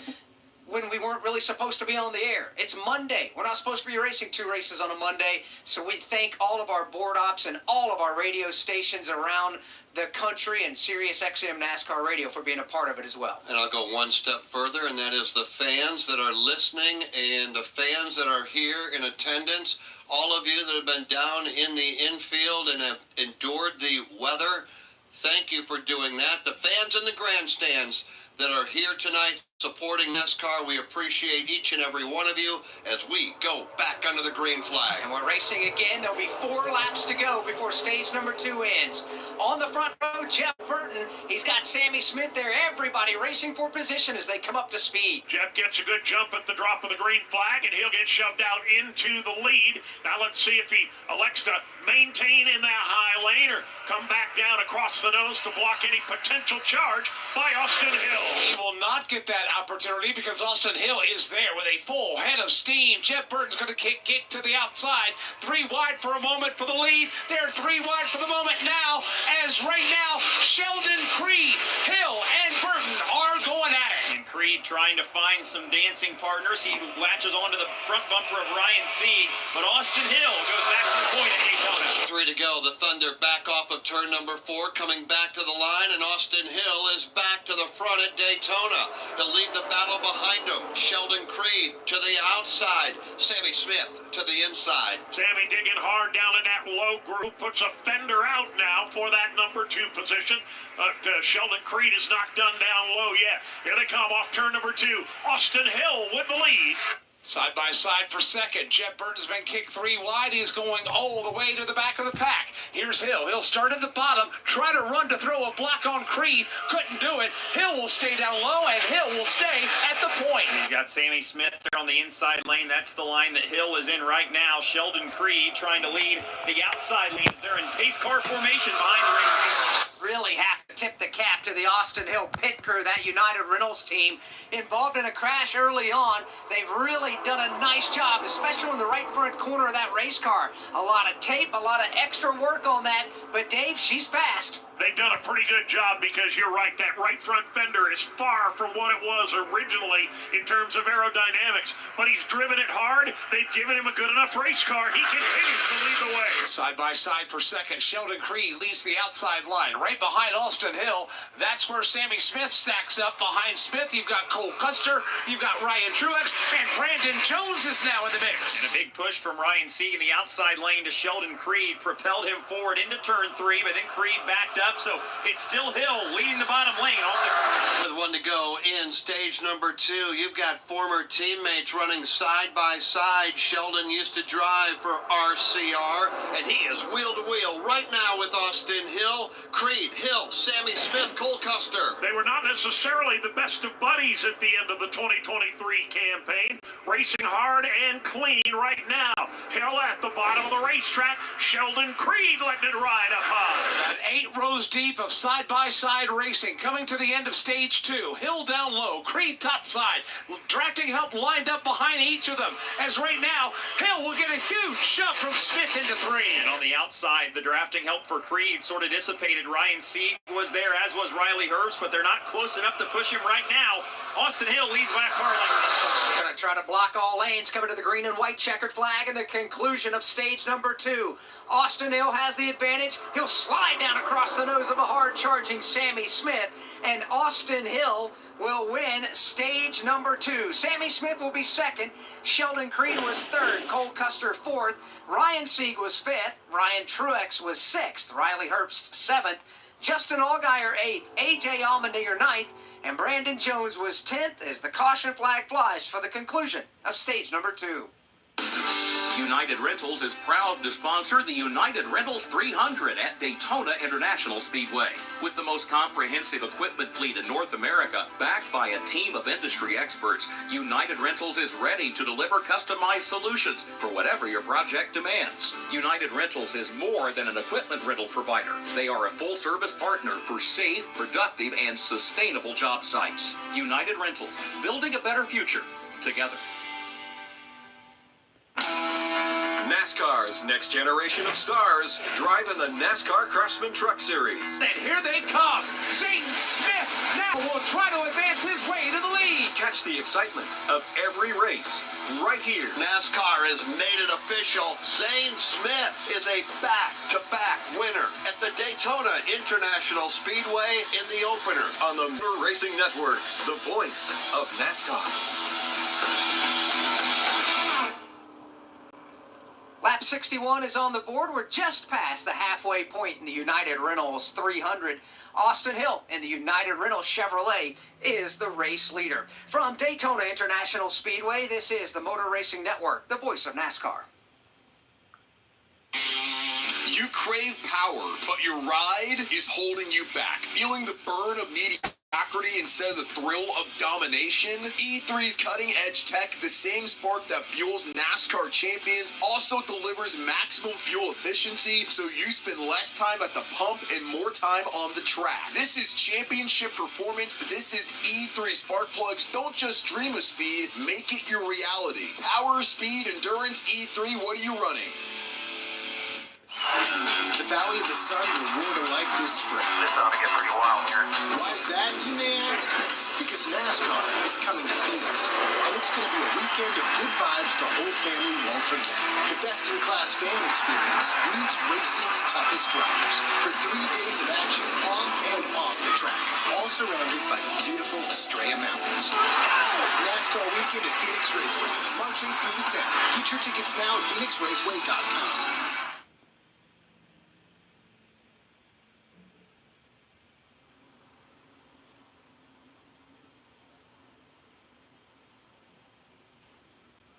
27 cars remain on the lead lap here in the United Rentals 300. Garrett Smithley is the last car on the lead lap, waiting to see if John Hunter Nemechek gets the free pass. If he does, this will be the second time he's gone a lap down, and the second time he would be the beneficiary of that free pass. Pit lane remains closed for the moment, so Steve Post, what's the line of thinking from here on out? There's 58 laps to go in tonight's race. Yeah, so they'll pit here and probably take 4 tires, and that'll be end of tire changes, as that'll be the end of their 4 sets of tires that they have. They will need to stop during the running of the final stage. Final stage is, going to be 57, 56 green flag laps. Fuel window is 35 to 38, so midway through that, we're going to need to pit. Prefer to do it under caution, but if it stays green long enough, we may get some green flag pit stops. So after this one here we have coming up, there'll be one more pit stop in the midpoint of stage number 3. That's Steve Post. He's joined down on pit road by Jason Toy and Kim Kuhn. You got Dave Moody and Mike Bagley and Dylan Welch working for you in the turns alongside Alex Hayden. My name is Jeff Striegel as we work lap number 62. Pit road is open this time. Austin Hill has not been on pit road since lap 39. Sammy Smith, about the same. Some of these drivers have not been on pit road going all the way back to lap number 26. So the opportunity right now is there for those that want it. I believe they're going to have to come in right now because they're going to need some Sunoco fuel, perhaps some fresh Goodyear Eagles. As Steve Post pointed out, Riley Herbst is the highest, or check that, he's one of those cars that last pitted on lap 26. The highest of those is Cole Custer, who is running in the number 4 position. There's a handful of cars already being scored out of the race. From 31st on back, already out of tonight's race due to the crashing and the attrition. Dawson Cram, Josh Balicki, Frankie Muniz, the Hollywood actor, making his Xfinity debut here at Daytona, comes up with a 33rd place finish after getting swept up in a crash. Josh Williams will be 34th. Daniel Suarez, just a rough day all the way around for Daniel. Crashed in the Daytona 500, crashes here tonight. Sam Mayer, Haley Deegan, and Kyle Weatherman out of the race. Pit lane is open. Kim Kuhn. And here is Ryan Sieg. He said he's pretty good, just a little snug off. So Matt Noyes, the crew chief, elects to take a pound out of the right rear.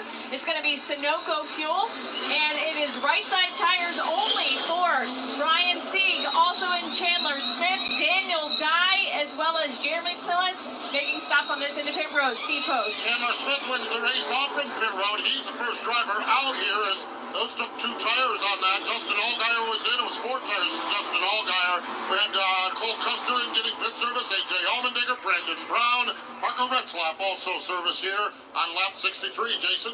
First down on the way in the middle section. They'll get him back out in front. Sammy Smith, fuel only. Same thing for Sheldon Creed. 1 can of Sunoco fuel to top things off. Further back Austin Hill overshot his pits. They did 4 tires Sunoco fuel for him. Also, same thing for Ryan Truex. He got wedged in there behind Jordan Anderson, had to back out, lost a couple seconds on pit lane. Jason, there's a reason he overshot his pits. That was because he came in wicked fast, well over what appeared to be, or appeared to be well over the 55-mile-an-hour speed limit. He literally pulled away from the entire field. They all came in nose to tail. You've got to be slowed down to 55.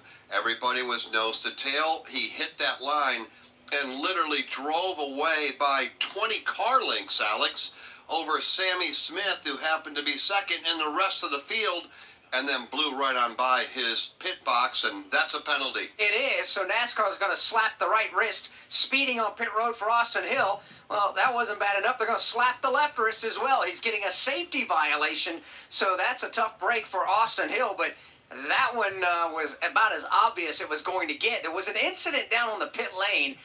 2 cars pitting there. Patrick Emmerling had his car in pit road. His pit crew was working at the front of the machine. In the pit stall directly behind him was Jeremy Clements. Jeremy's team dropped the jack, and he tried to pull away and hit the back of the Patrick Emmerling car, which shoved it forward a bit and into his pit crew members. Looks like everybody is okay there, so that's a scary sight down there on the pit lane. But again, everybody seems to be okay as Austin Hill makes his way back down the pit road. Discover new opportunities together in a new Chevy. Meet up in an Equinox, winner of the J.D. Power Award for initial quality among compact SUVs. Lend a hand in the strong and capable Silverado. Or mix it up in a high-tech Trax with an available 11-inch diagonal touchscreen. Find family, friends, and fun in the Chevy that's right for you. Chevrolet. Together, let's drive. For J.D. Power 2023 U.S. Initial Quality Study Award information, visit jdpower.com/awards. We are the voice of NASCAR. The green flag is in the air, and we are underway. The Great American Race. The Motor Racing Network.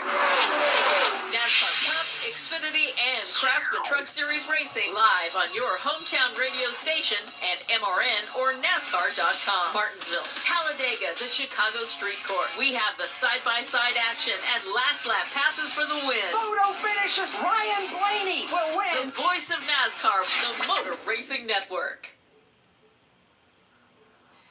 The free pass is indeed going to be granted to John Hunter Nemechek. So for the second time in the race, he's going to get a lap back. So he'll be the 28th car and final car on the lead lap.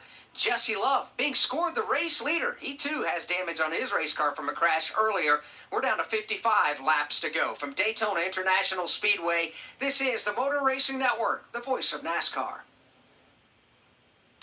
On Thursdays, NASCAR Live goes wide open with some of the biggest names in the sport. The goal is the same, so the mindset's the same. The goal is to win the championship. And some familiar voices that you might not have heard from in a while. You know, I thought about going to one of these teams because I'd really like to win the 500. I never planned any of this to start with, right from the very beginning. No matter what driver or what era is your favorite, NASCAR Live Wide Open has every corner of the fan base covered. Subscribe now wherever you listen to podcasts. The year was 1993. The NASCAR Cup Series season kicked off with the Dale and Dale show at the Daytona 500. Dale Jarrett's got the lead. He goes to the inside. Earnhardt's not going to get him. Dale Jarrett is going to win the Daytona 500 by SDP. Earnhardt second. The 1993 NASCAR Cup Series season. All the highs and lows. Relive them all on MRN's exclusive podcast, The 1993 Season. Available on podcast platforms and MRN.com.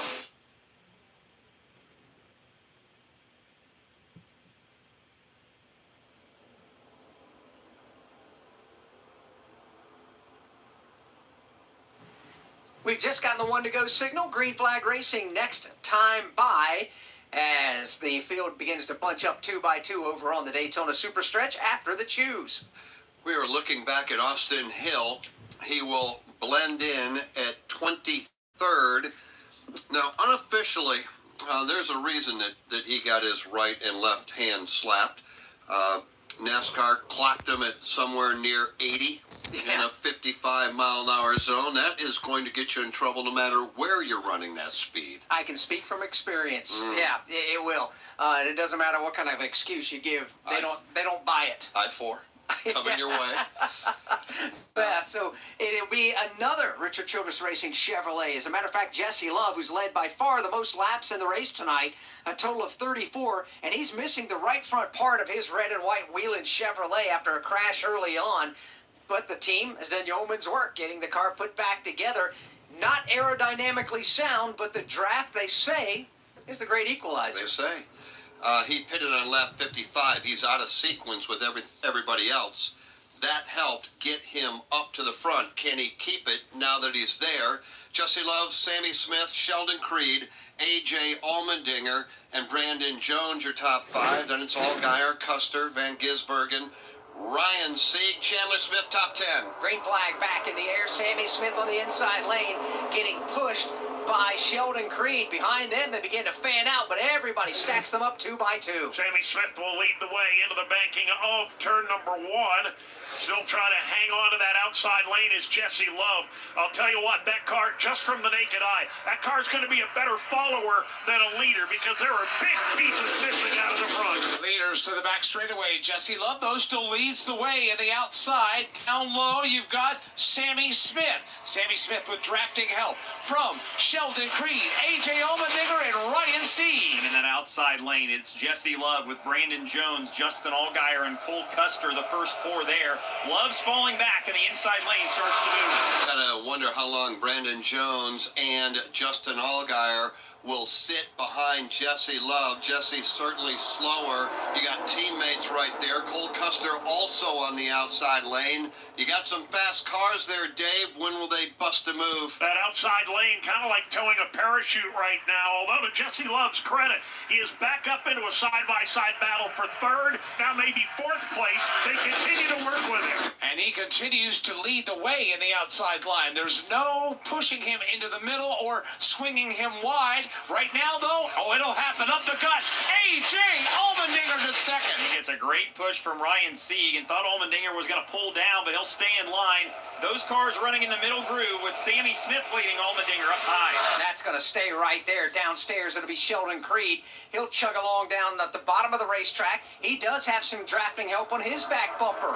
Riley Herbst is there. Parker Retzlaff is there. Ryan Truex is there as they thunder off to turn 1. Sheldon Creed's got the help that he needs. Now he's got to try and muster some speed. He'll pull up to the inside of A.J. Allmendinger. No, he won't. A.J. slides down, slams the door in his face, as does Sammy Smith. 4-car breakaway up front in single file formation. Leader swing wide. Sammy Smith will take everybody to the wall. Allmendinger goes there as well. Only driver out of line in that pack will be Sheldon Creed as Dinger goes for the lead. A.J. Allmendinger drops it down to the basement, tries to get up in front of Sammy Smith, couldn't quite clear him. Smith able to side draft him on his right rear, and they're door-to-door for the lead. Side by side, they come racing back off of turn number 4. Sammy Smith is right there. He's got the top side.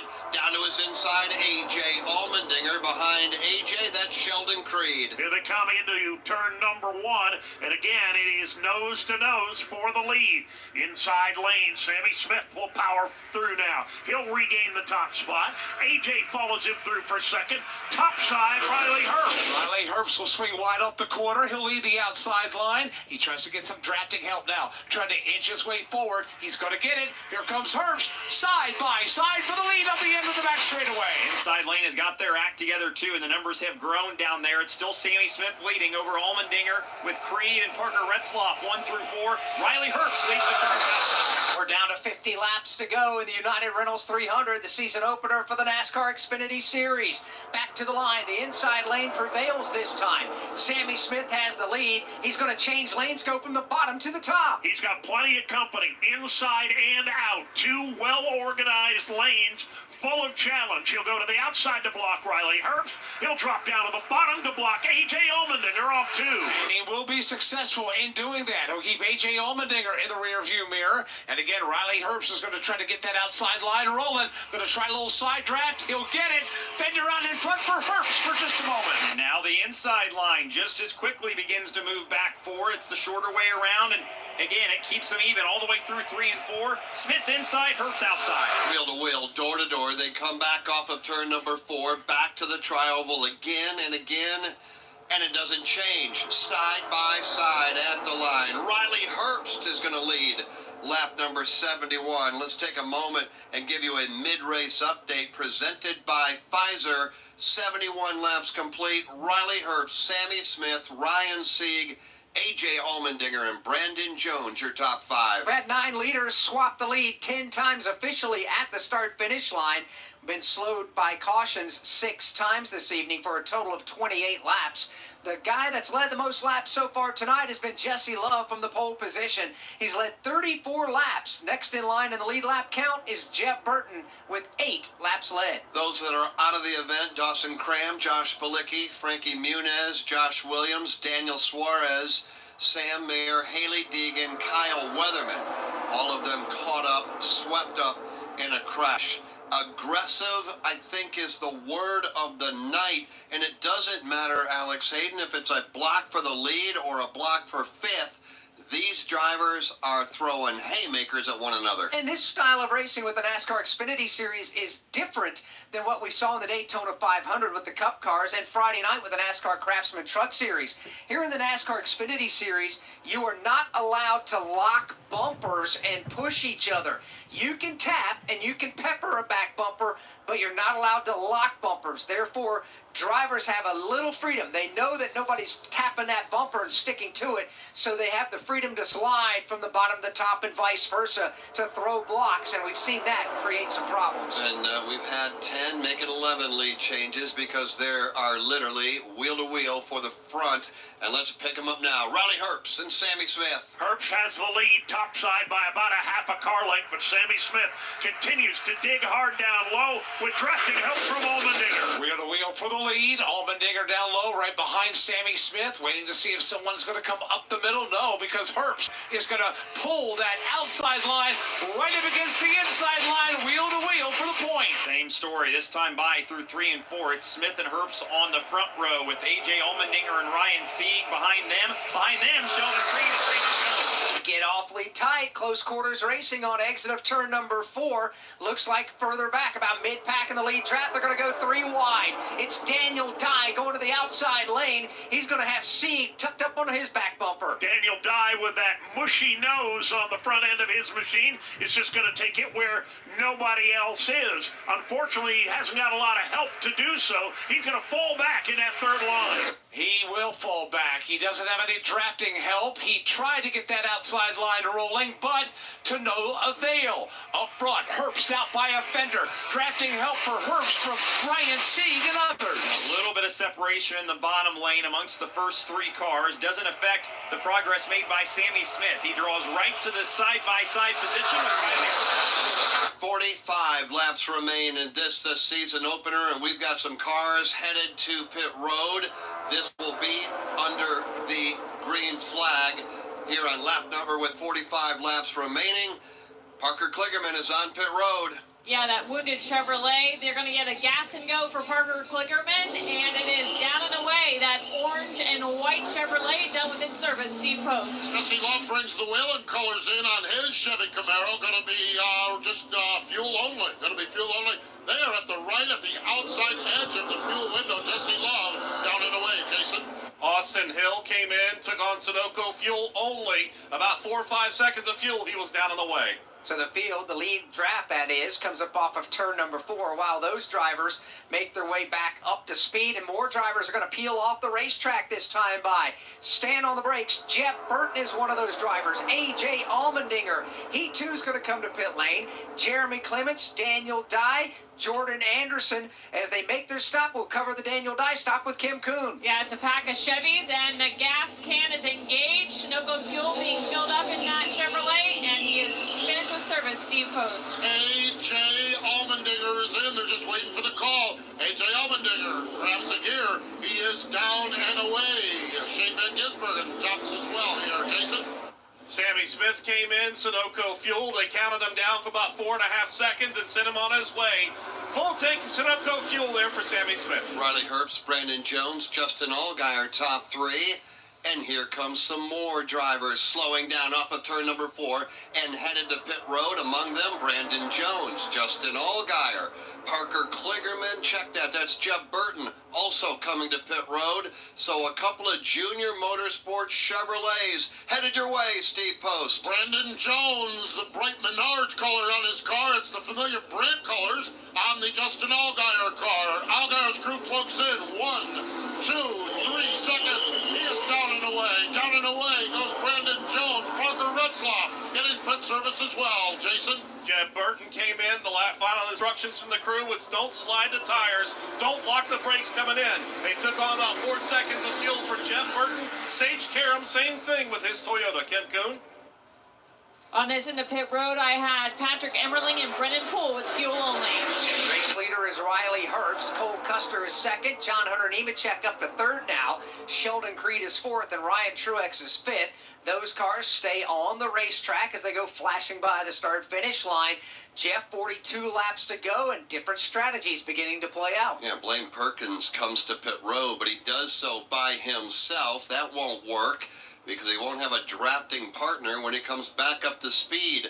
Riley Herbst at the front of the field, pitted on lap 63. Everybody else now pitting on laps 77, 78, and they are dicing it up.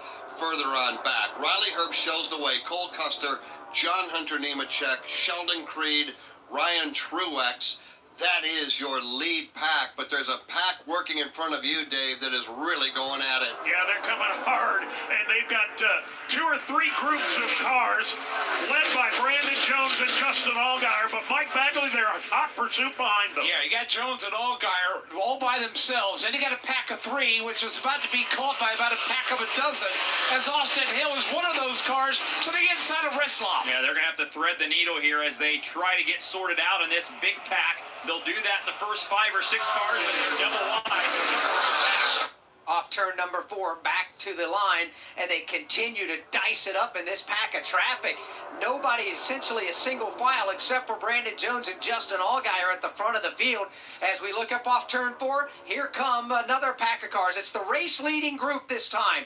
Riley Herbst and the rest of that group will stand on the brakes and get it down to 55 miles per hour. We start our coverage with Kim Kuhn. Riley Herbst and that Ford Mustang make a stop into the pit. They remind him, don't slide the tires. We are doing fuel only. It's about 3 seconds of fuel. He is already done, as is Ryan Sieg and Chandler Smith. John Hunter Nemechek also under this into pit road. Steve Post. Well, Custer, that was a quick fuel right there. No tires, Sunoco Racing fuel for Cole Custer. Him and his teammate Riley Herbst go out on the racetrack side by side. Jason? We're anticipating the run now of Joe Gibbs Racing Toyotas with Sheldon Creed and Ryan Truex coming up next. Sheldon Creed stays on the racetrack. He's the race leader. Ryan Truex second. Natalie Decker right now has to come to pit road, but she's third. Ryan Ellis, Garrett Smithley, then Cole Custer. So right now you've got 5, maybe 6 cars yet to come to pit road, and here comes a couple of them right now, as figured. Sheldon Creed, Ryan Truex, Jason Toy. About 2 pit stalls separate the 2 Toyota Supras, the purple, black, and yellow Sheldon Creed car. One man stands. How the fuck is Decker in first right now? No, I mean, seriously, how in the fuck is Decker in first? What, am I smoking weed or something? Am I high? What the fuck am I looking at? Riley Herbst and Cole Custer, they're a 2-car draft running by themselves. Then a big gap back to the next group of cars. And Dave, that is where the Hornet's Nest is. That's where the action is, no doubt about it. John Hunter Nemechek leads that big pack of cars, trying to chase down a couple of groups of 2 off turn 2. And they will have success in doing just that. John Hunter off 2 onto the backstretch, and you have these 2 groups of 2 that are in the process of being gobbled up. First of which, Sheldon Creed, Ryan Truex, Nemechek and company have caught them now. They are indeed, and working through those 2 Joe Gibbs Racing teammates. Ryan Truex now on the bottom lane. They're up to speed enough. They should be able to merge with this back. We'll be talking about this battle for the lead here at some point, but not yet, because it's not the lead pack. The leader right now is Natalie Decker, but she's got to come to pit road. Ryan Ellis and Garrett Smithley. How the fuck is Decker in the lead? Seriously, she could be at home. Dude, what the fuck? As they come across... This is a fucking girl who said she was going to start an OnlyFans. basically spreading her legs open for guys to come in and give money to her. How the fuck is she winning right now? That snarling pack of trash. I am ashamed as a NASCAR fan. This is a fucking embarrassment. I see as these two Stewart Haas cars. I wanna blow my brains out right now. I literally want to commit suicide if she wins. Fourth. Seriously. I'm not kidding. Behind the race trio of leaders, but again, Decker, Ellis, and Smithley have to come to pit road. We'll follow them off of turn number 4. Will this be the time? It's a group of, or a trio of Chevrolets. Jesus. They will stay on the racetrack. We'll pick up that big battle off on turn number 4. Riley Herbst, Custer, and others. Mike Bagley. Riley Herbst just took Ryan Truex up the racetrack. Now they're in 3-wide formation. Punching a hole to the bottom. Here comes Chandler Smith, and he'll break free. Yeah, he's gotten to the front of this group as everybody tries to find a place in line through 3 and 4. 2 wide behind the race, or behind Chandler Smith. That's Jeff Burton inside, Riley Herbst outside. We're talking about from 4th place. Bro, please pit. I beg. I beg. Wide racing as they come by the start-finish line.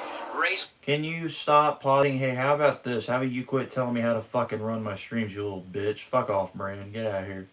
Down is Suck my dick. the exit turn number 4 this time.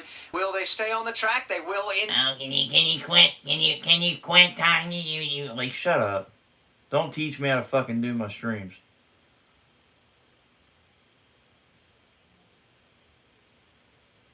Like, just let us watch the bro, shut up. Just shut the fuck up. Locally inspired. This girl does not deserve to be fucking first right now. We all know it. We all know it. It's a joke. It's a literal fuck. This is a joke. That deliver the thrill only NASCAR can provide. Start your vacation journey today at BlueGreenVacations.com. Looking for motorsports coverage you can't find anywhere else? Look no further than... Yeah, literally everybody. Spam womp womp for that guy. Spam womp womp because he's a fucking baby. And NASCAR Live wide open. NASCAR Cup Series Insight on Crew Call. NASCAR Grassroots Racing News and Talk on NASCAR Coast to Coast. And Sprint Car Talk on Wing Nation. All these and more available on podcast platforms and MRN. Bro tried standing up for himself and it ended up being cringe. Get the fuck out of here. 3 wide, Mick sitting up there. Half a track behind the race leader, Natalie Decker. 34. Sick? Sick? What do you mean sick? Sick of not fucking getting money from OnlyFans and all that bullshit? Yeah, of course, yeah. We are the voice of NASCAR. You know why she's probably been sick? She's probably been having fucking, I'm not even gonna say. But, let me just put it this way. She's had too much meat in her.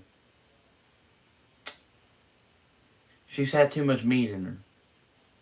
Maybe she's fooled around a little bit too much. That's all I'm gonna say. Slap passes for the win. Whore. Ryan Blaney will win. The voice of NASCAR, the Motor Racing Network. Feel like you're in the driver's seat and never miss a second of the race action with Racing Electronics. Racing Electronics scanners allow you to listen in on uncensored audio from your favorite drivers, spotters, and crews the entire race. Hear team strategy with critical passes, dangerously close calls, and all the pit stop drama. To learn more, visit them at racingelectronics.com. Be race ready. Be RE equipped.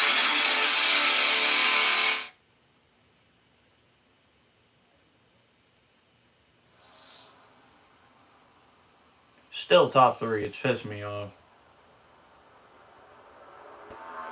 Back at Daytona, new race leader. It's Ryan Ellis, the Ashburn, Virginia native, has his car at the front of the field. Garrett Smithley has gone to second. They pulled out a line and put Natalie Decker behind them in that draft as they continue to stay on the racetrack with 32 laps to go. Let's pause 10 seconds for station identification on the Motor Racing Network.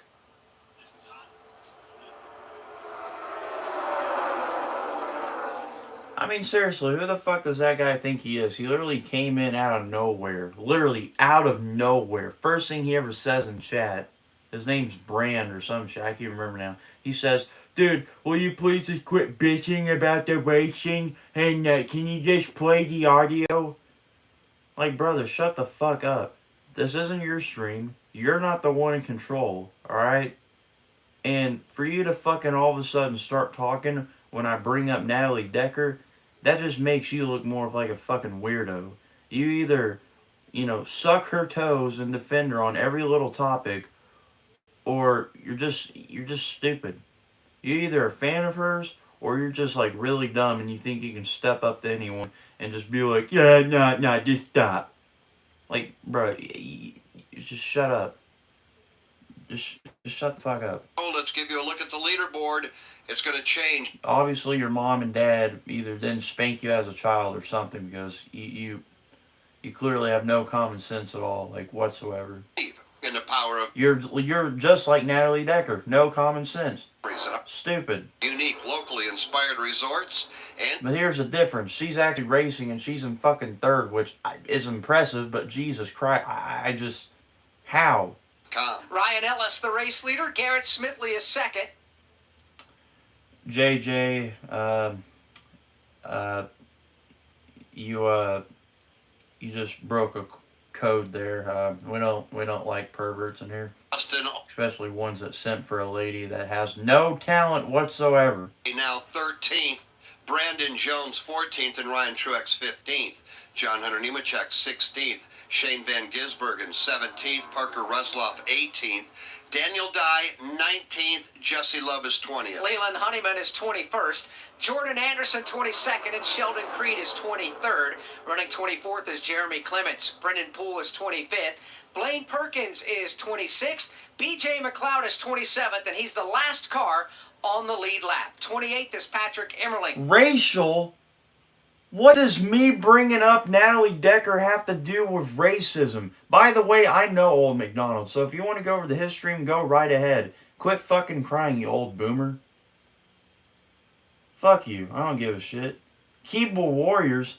At least I'm talking my shit. Motherfucker, you're the one typing. Get the fuck out of here. Keyboard warrior my ass. I'm not the one being a keyboard warrior. See your ass in person, I'd knock your old ass out. Fuck you, bitch. For stretch. The fuck out of here. It's an absolute mess. It is. I'd make you my bitch, dude. Fuck off. Just threw a block 2 laps ago on Riley Herbst. Go over to his stream, you soft old bitch. Oh, the pack right now. They've been going 3 wide for the lead the last. Probably a feminist or something. I probably just pissed her, him, her, the fuck that is, the fuck off. I could care less, though. It don't matter to me. Cole Custer to the bottom. Check that Cole Custer to the top. And Austin Hill on the bottom. Right behind him comes Jeb Burton. 3 wide, 5 rows deep. Everybody in the first probably 4 rows of 3 wide thinks they can lead this thing by the time they get to turn number 2. Riley Herbst all the way to the top. Anyone that's not a soft bitch can stay, but literally, like, if you're gonna say shit like that in my chat and do whatever, like, just fuck off. Like, literally, either accept for who I am or cry about it. Like, literally. Like, you have the option to mute me. You ain't gotta fucking listen to me the whole time, but still, guys, like, be thankful that I'm here doing this shit for y'all. They're settling into 2 wide behind them. Like, again, greedy people. Literally, greedy. A half a track behind the top 3 who are on the back straightaway. Austin Hill has been able to free and clear himself for the moment from that mess, but Dave, there's still 3 wide, multiple rows. You know, we talked about Jesse Love making most of a race car with a body that had been liberally folded, spindled, and mutilated. Austin Hill's got the same situation. Big countries going to the whip, and he leads the way. And he's leading the way in the outside lane. He'll come off the top of turn number 2. He's got Ryan Sieg tucked in behind him. Herbst wanted to make a run to the bottom, but the problem was Jed Burton was there. That is the battle in this pack for the 3rd spot. And towards the front, they are starting to settle down just a little bit. We've singled out 1 through 4. Jeb Burton is leading the way on the bottom. And again, this is the battle for 4th on back. Ryan Ellis, Garrett Smithley, Natalie Decker. They go 1, 2, 3. They're all working very well together, nose to tail, some 23 seconds in front of Austin Hill, Ryan Sieg, Riley Herbst, Cole Custer, and others. 95 complete, Mike Bagley, 25 to go. they're headed your way. The most ferocious battle from fourth on back we've seen here at Daytona in a long time in a NASCAR Xfinity Series race. But now they begin to exhale just a tad. The front six in this pack are single file. And they have a little bit of separation from that two-wide battle and racing behind them with Jeff Burton and Shane Van Gisbergen side by side. Doing a nice job and a good showing is Shane Van Gisbergen. He's being scored 11th, but he is in that pack that is going for fourth on back. And for the moment, they're going to settle things down just a bit, although Justin Allgaier and his teammate Brandon Jones still trying to chip away at the bottom of the racetrack. They're going to have to get going if they're going to do that, because Allgaier right now is going backwards. He's dropped back outside the top 10.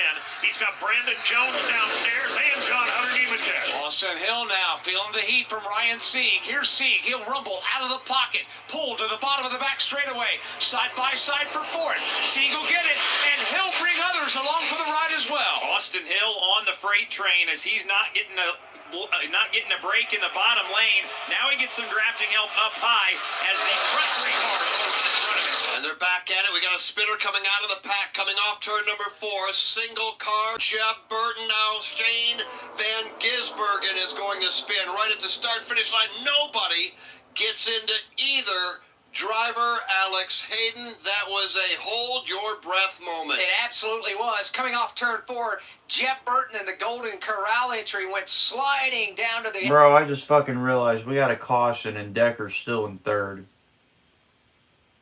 She has the chance to keep her position if she has a good pit stop. Think about it, guys. Let that sink in. Oh, God. Miles an hour. Oh, God. I'm actually gonna... I think more...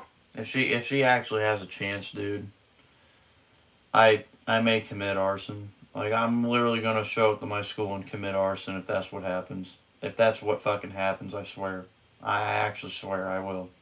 I'll even record it too. Shit, I'll post it. O'Reilly Auto Parts has parts. Need them fast?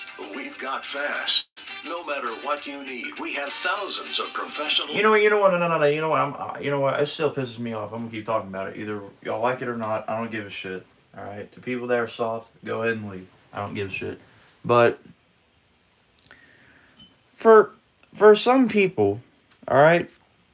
Okay? For some people, to have the audacity and to even, just be like, hey, I'm going to go ahead and say this in chat, be proud of myself, and hopefully it continues to boost my ego. Like, I got these fucking people in here saying, just random shit, and they're like, dude, can you just quit bitching about the race? Can you just quit talking bad about the lady and all that? Like, can you just, like, bro, like, motherfucker, again, like, I don't care how many people I'll ever run into saying, like, hey, can you stop? No, I'm not going to stop. These are my streams. I'm the one in control of them. They're going to go the way I want it to go. Okay? And another thing is that last person who literally just brought up, like, I can't remember what they said. I got to go back up here now because of how fucking stupid they were. I don't even know what the fuck they said. Hold on. Okay, let me go back to here. What did they say? Okay, no, those are other ones. Those are people being simps. Yeah, people weren't even simping over her too. Hold on.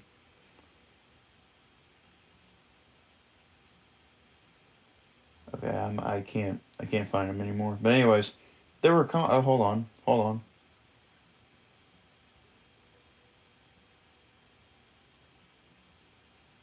Where'd it go? I think it's this one.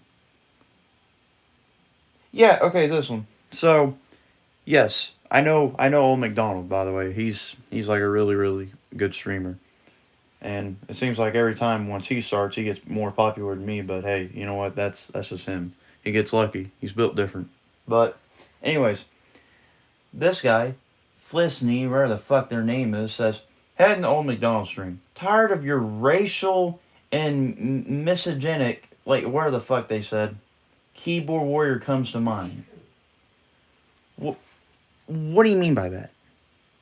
First off, racial comments. When have I made a racial comment? First off, what have I ever said? Saying that I hate and saying that I have something against black people or any kind of race. Nothing. Never have, never will. I don't care about, people's skin color. That does not offend me. None of that offends me. Same with keyboard warrior. What makes me a keyboard warrior? Nothing. I don't think the old motherfucker understands how I roll. I'm not brought up like most Gen Z kids now. Or like, I wasn't brought up the same way. Okay? I was brought up to where if you're going to talk shit, either go see them in person and say what you say and let them know how you feel. And if things take a turn for the worse, you beat the shit out of them. Plain simple. That's how I was raised. If y'all don't like it, so be it. The edge, though. But for people to call me a keyboard warrior, that's... Perhaps they're thinking they're For people to call me a keyboard warrior, though, that right there is just uncalled for. Because that's something I'll never be. I'm not just going to, talk shit and then not go back it up. I've been able to back it up plenty of times. Who's Old McDonald? He's a streamer. He's basically doing the same stuff I'm doing, except I think he might have been doing it a little bit longer. I don't know how much longer, but it hasn't been that much. Actually, no, I take that back. I've been doing it longer than him, but I will say he has definitely done a lot better. 10 times better than me. 10 times better. Which, honestly, kudos to him. At first I used to hate on him. I don't know why I did. But then all of a sudden it kind of became like a thing where, if something was going on with him, I would be his backup. And if something was going on with me, he would be my backup, Basically, we were kind of like a back and forth option. Like if people wanted to go watch this stream, they'd go watch this stream. If people wanted to go watch another stream, they'd go watch another stream. And it was mainly between me and him. So, we were always like the two best options. And we continue to be the two best options because... we're not like these other people out there that own burner accounts and that plainly do the same exact thing that we're doing right now, except they'll have a rectangle in front of their screen saying, hey, click this link and chat. We're not those kind of people. We're real people. We're not here to fuck you over. We're not here to find out your information. We're here to actually show the races. We're not here to fuck around and try doing anything like that. No. And look at that. Natalie Decker got out of the pit stall first. Young, Leland Honey. Bruh. Time for Young's Motorsport. They came in, took on 4 tires, make sure that... No, but seriously, there are just some people out there that I question, because they're older than me, yet half the time they don't even think of what they're saying. They don't. They're so stupid. I question people sometimes. Really, I do. I really do. Things can get a little bit hairy, and this is where those race cars that... Me better than Old McDonald, that's debatable. That I will say personally myself, I would disagree on. Because of, him being a wiser guy, and he's had his account way longer. Like, way, way longer. But still, I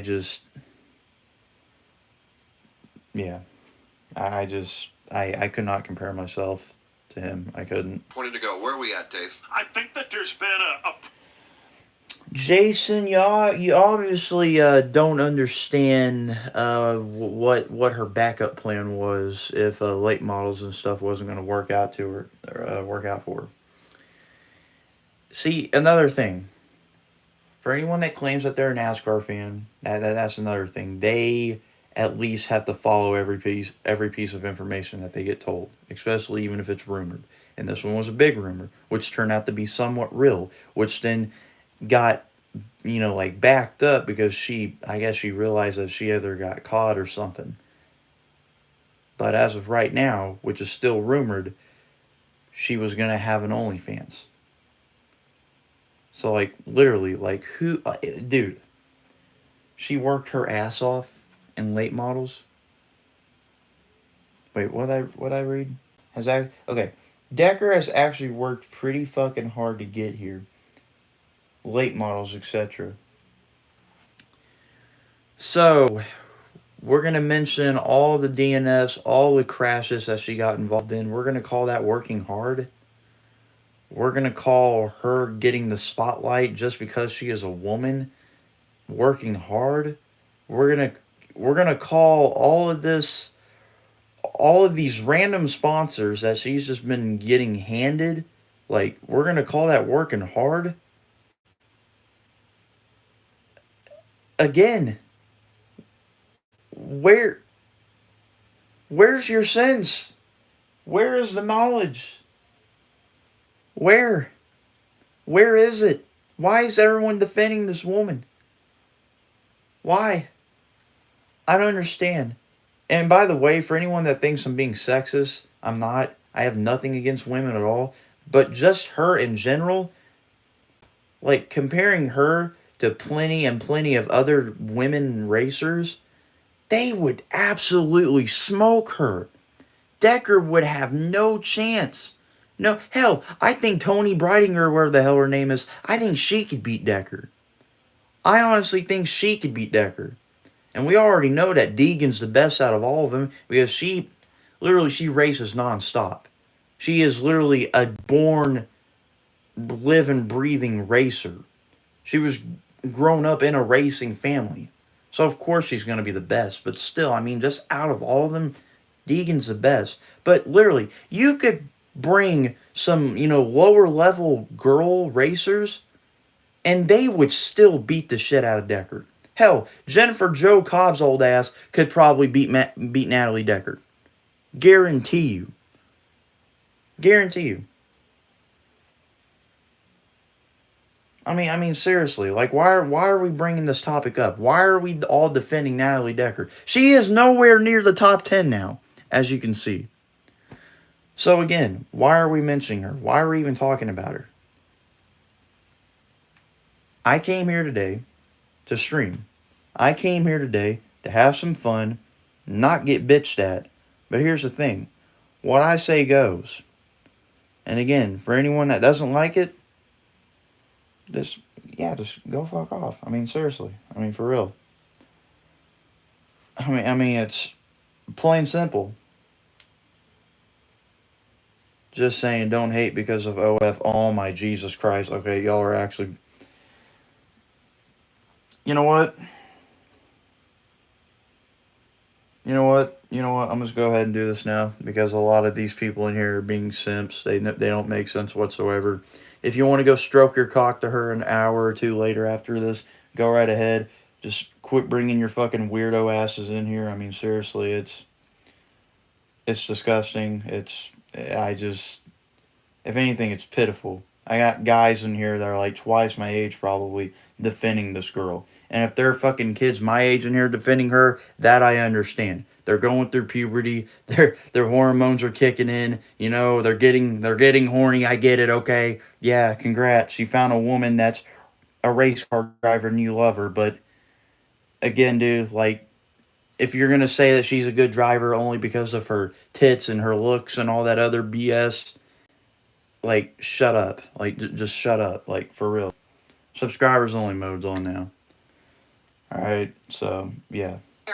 7th through 11th. People that have common sense are the only people that are subscribed, and, yeah, that can chat. Yeah. It out then. 18 laps to go. We're live on Let's quit talking about Decker. Jesus Christ, my head's hurting. National Speedway. Literally, she is the definition of autism, cancer, and everything else. Green flag. Through the gearbox again. Seek is going to get his back bumper peppered, courtesy of the Monster Energy Ford Mustang of Riley Herbst, trying to push him to the lead, and they're going to be able to do that as they race off to turn 1. They have actually been too successful because they've gotten away by 2 or 3 car lengths. The field will organize behind them and try and make a run back. Riley Herbst will drop down across those of the third-place machine. Out in front, Ryan Sieg by 2 car lengths. Ryan Sieg will swing wide up against the outside wall. Now here comes Riley Herbst. He'll dive for the bottom. He's there. He's got to run side by side for the lead at the end of the Daytona Superstretch, and they're wrecking further back. Jeremy Clemens is in the wall. Now others will... That's a good line right there. Decker loves Pecker as a caution comes out. 8 cars tangling and spinning to the end of the Daytona Superstretch. And that will put us under the caution flag, Mike, for the 8th time tonight. 3 cars getting involved. Jeb Burt. I'm pinning that. Whoever just texted that, that is the best thing that has ever been said all night, because it's a true fact. Yes, Mike, I'll just put it this way. That was no surprise. No, I'm surprised it's not happened before now, but it happened towards the back of the pack when they were jostling for position there. We've been waiting for it to break out up front. So far, so good there. Everybody, by the way, Jeff, has left the accident scene except for Leland Honeyman, who has spun to the inside. He is being tended to by the safety crew that have arrived on the scene. Jeremy Clement's got a big piece of that as well. Looked like he got into the right rear quarter panel of Leland Honeyman. Shane Van Gisbergen involved in this crash. Second one he's been mixed up in here tonight in Daytona, but the car's still able to roll. They're going to fix it and get him back out there on the racetrack. Discover new opportunities. SVG's been able to survive 2 crashes at Daytona. That's not good. Because third time's the lucky charm, and I feel like if there's going to be a third one, it might end out bad. And a high-tech I hope not, but yeah. 11-inch diagonal touchscreen. Find family, friends, and fun in the Chevy that's right for you. Chevrolet. Together, let's drive. For J.D. Power 2023 U.S. Initial Quality Study Award information, visit jdpower.com/awards. This is Steve Post. If you love sprint cars, you'll love Wing Nation. All the latest sprint car news and interviews from the stars of sprint car racing from around the country. Join Ashley Strumming, Aaron Evernham, and me every Tuesday on Motor Racing Networks and Wing Nation's Facebook pages. We go live with the weekend's winners and newsmakers from around the country. You can also find the podcast of all past shows on YouTube or subscribe to the podcast on any of your favorite podcast providers. Wing Nation, all sprint cars, all the time. Did not get the one to go this time. So it'll be another lap or 2 before that takes place. With 16 laps to go in the United Rentals 300, Ryan Sieg is the race leader. From Daytona International Speedway, this is the Motor Racing Network, the voice of NASCAR. Give us a follow. The Motor Racing Network is on Facebook, X, YouTube, and Instagram. We've got links to all our podcasts, MRN Radio race broadcasts, and NASCAR news and information. Video podcasts on MRN's YouTube and Facebook. On X, use the hashtag AskMRN to connect with us and our award-winning race announcer. Give us a like, post a comment, share a podcast. Just search for MRN Radio. The Motor Racing Network on all your favorite social media outlets.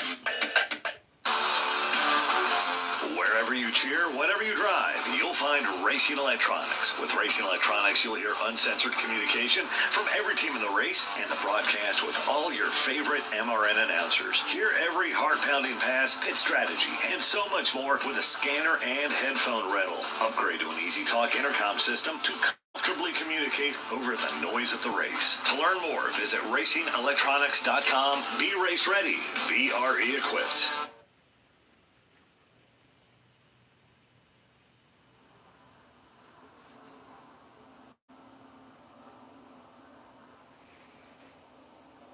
Shane Van Gisbergen will pull off the pit lane and back out on the racetrack after the team adds another layer of bear bond on top of the previous layer of bear bond from the earlier crash that he was on. We'll come down to the line. There'll be 15 laps to go, the top 10 before the choose rule comes into play. We'll see Ryan Sieg up front. Riley Herbst is second and Cole Custer third. Chandler Smith is fourth and Sage Karam is fifth. A.J. Allmendinger goes sixth. Seventh is Ryan Truex. Sammy Smith is eighth. Brandon Jones is ninth, and Sheldon Creed rounds out the top 10. 15 to go, and we will not choose this time. We'll go at least one more lap before we choose, so we're 2 away minimum from going back under the green flag. How about Ryan Sieg and what he is doing tonight at the front of the field? He has been there most of the night. He has been running inside the top 5 over the last 25 laps or so, maybe longer than that. I mean, just a solid performance for Ryan Sieg all night long, and at the moment he finds himself out front. Yeah, this is his 21st race in the Xfinity Series here at Daytona.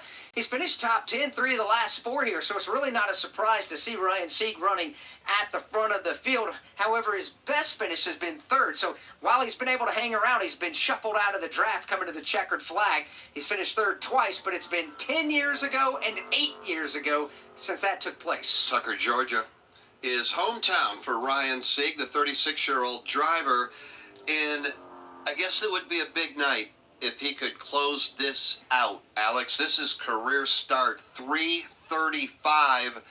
He's been racing in the Xfinity Series a long time. There's one thing missing on his resume, and that is a W.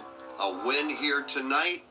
I think he would probably be ready to say, you know what, I'll just go ahead and close out my career right here in victory lane. We know that wouldn't happen because he's a racer, but this would be a big, big night if he can just finish it off. It really would be, and he's been a long-time family-owned team, RSS Racing, and here in 2024, they've decided to increase things just a bit. They're going to run up to 4 cars this year. Both Kyle and Ryan Sieg are going to be in the race cars this season.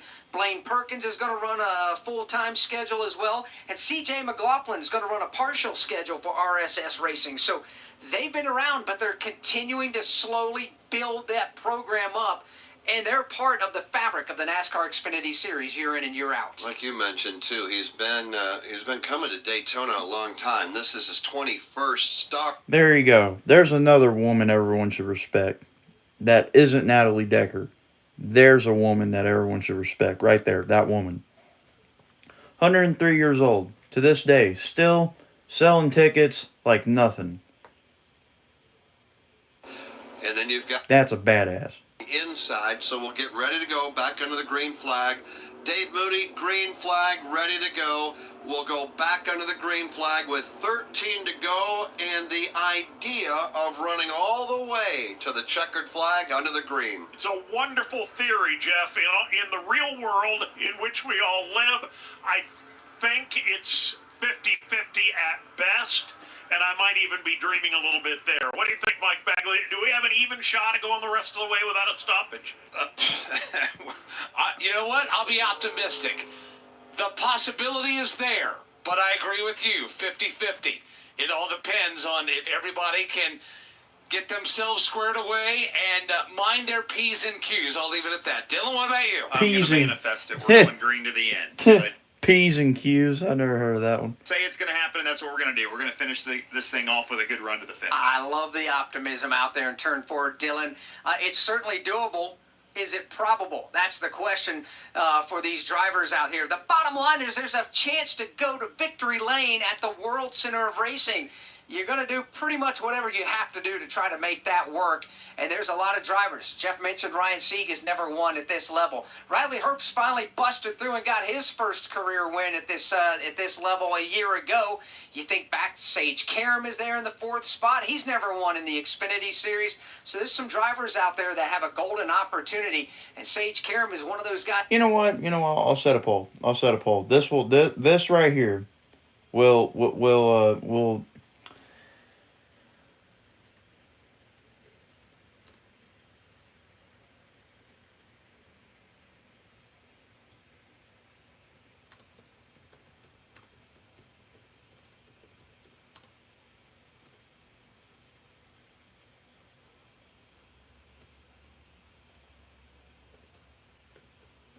This right here will decide it.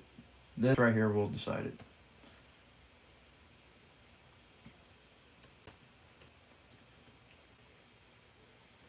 What's another one? I don't know. I don't know if I want to add Jennifer Jo Cobb or...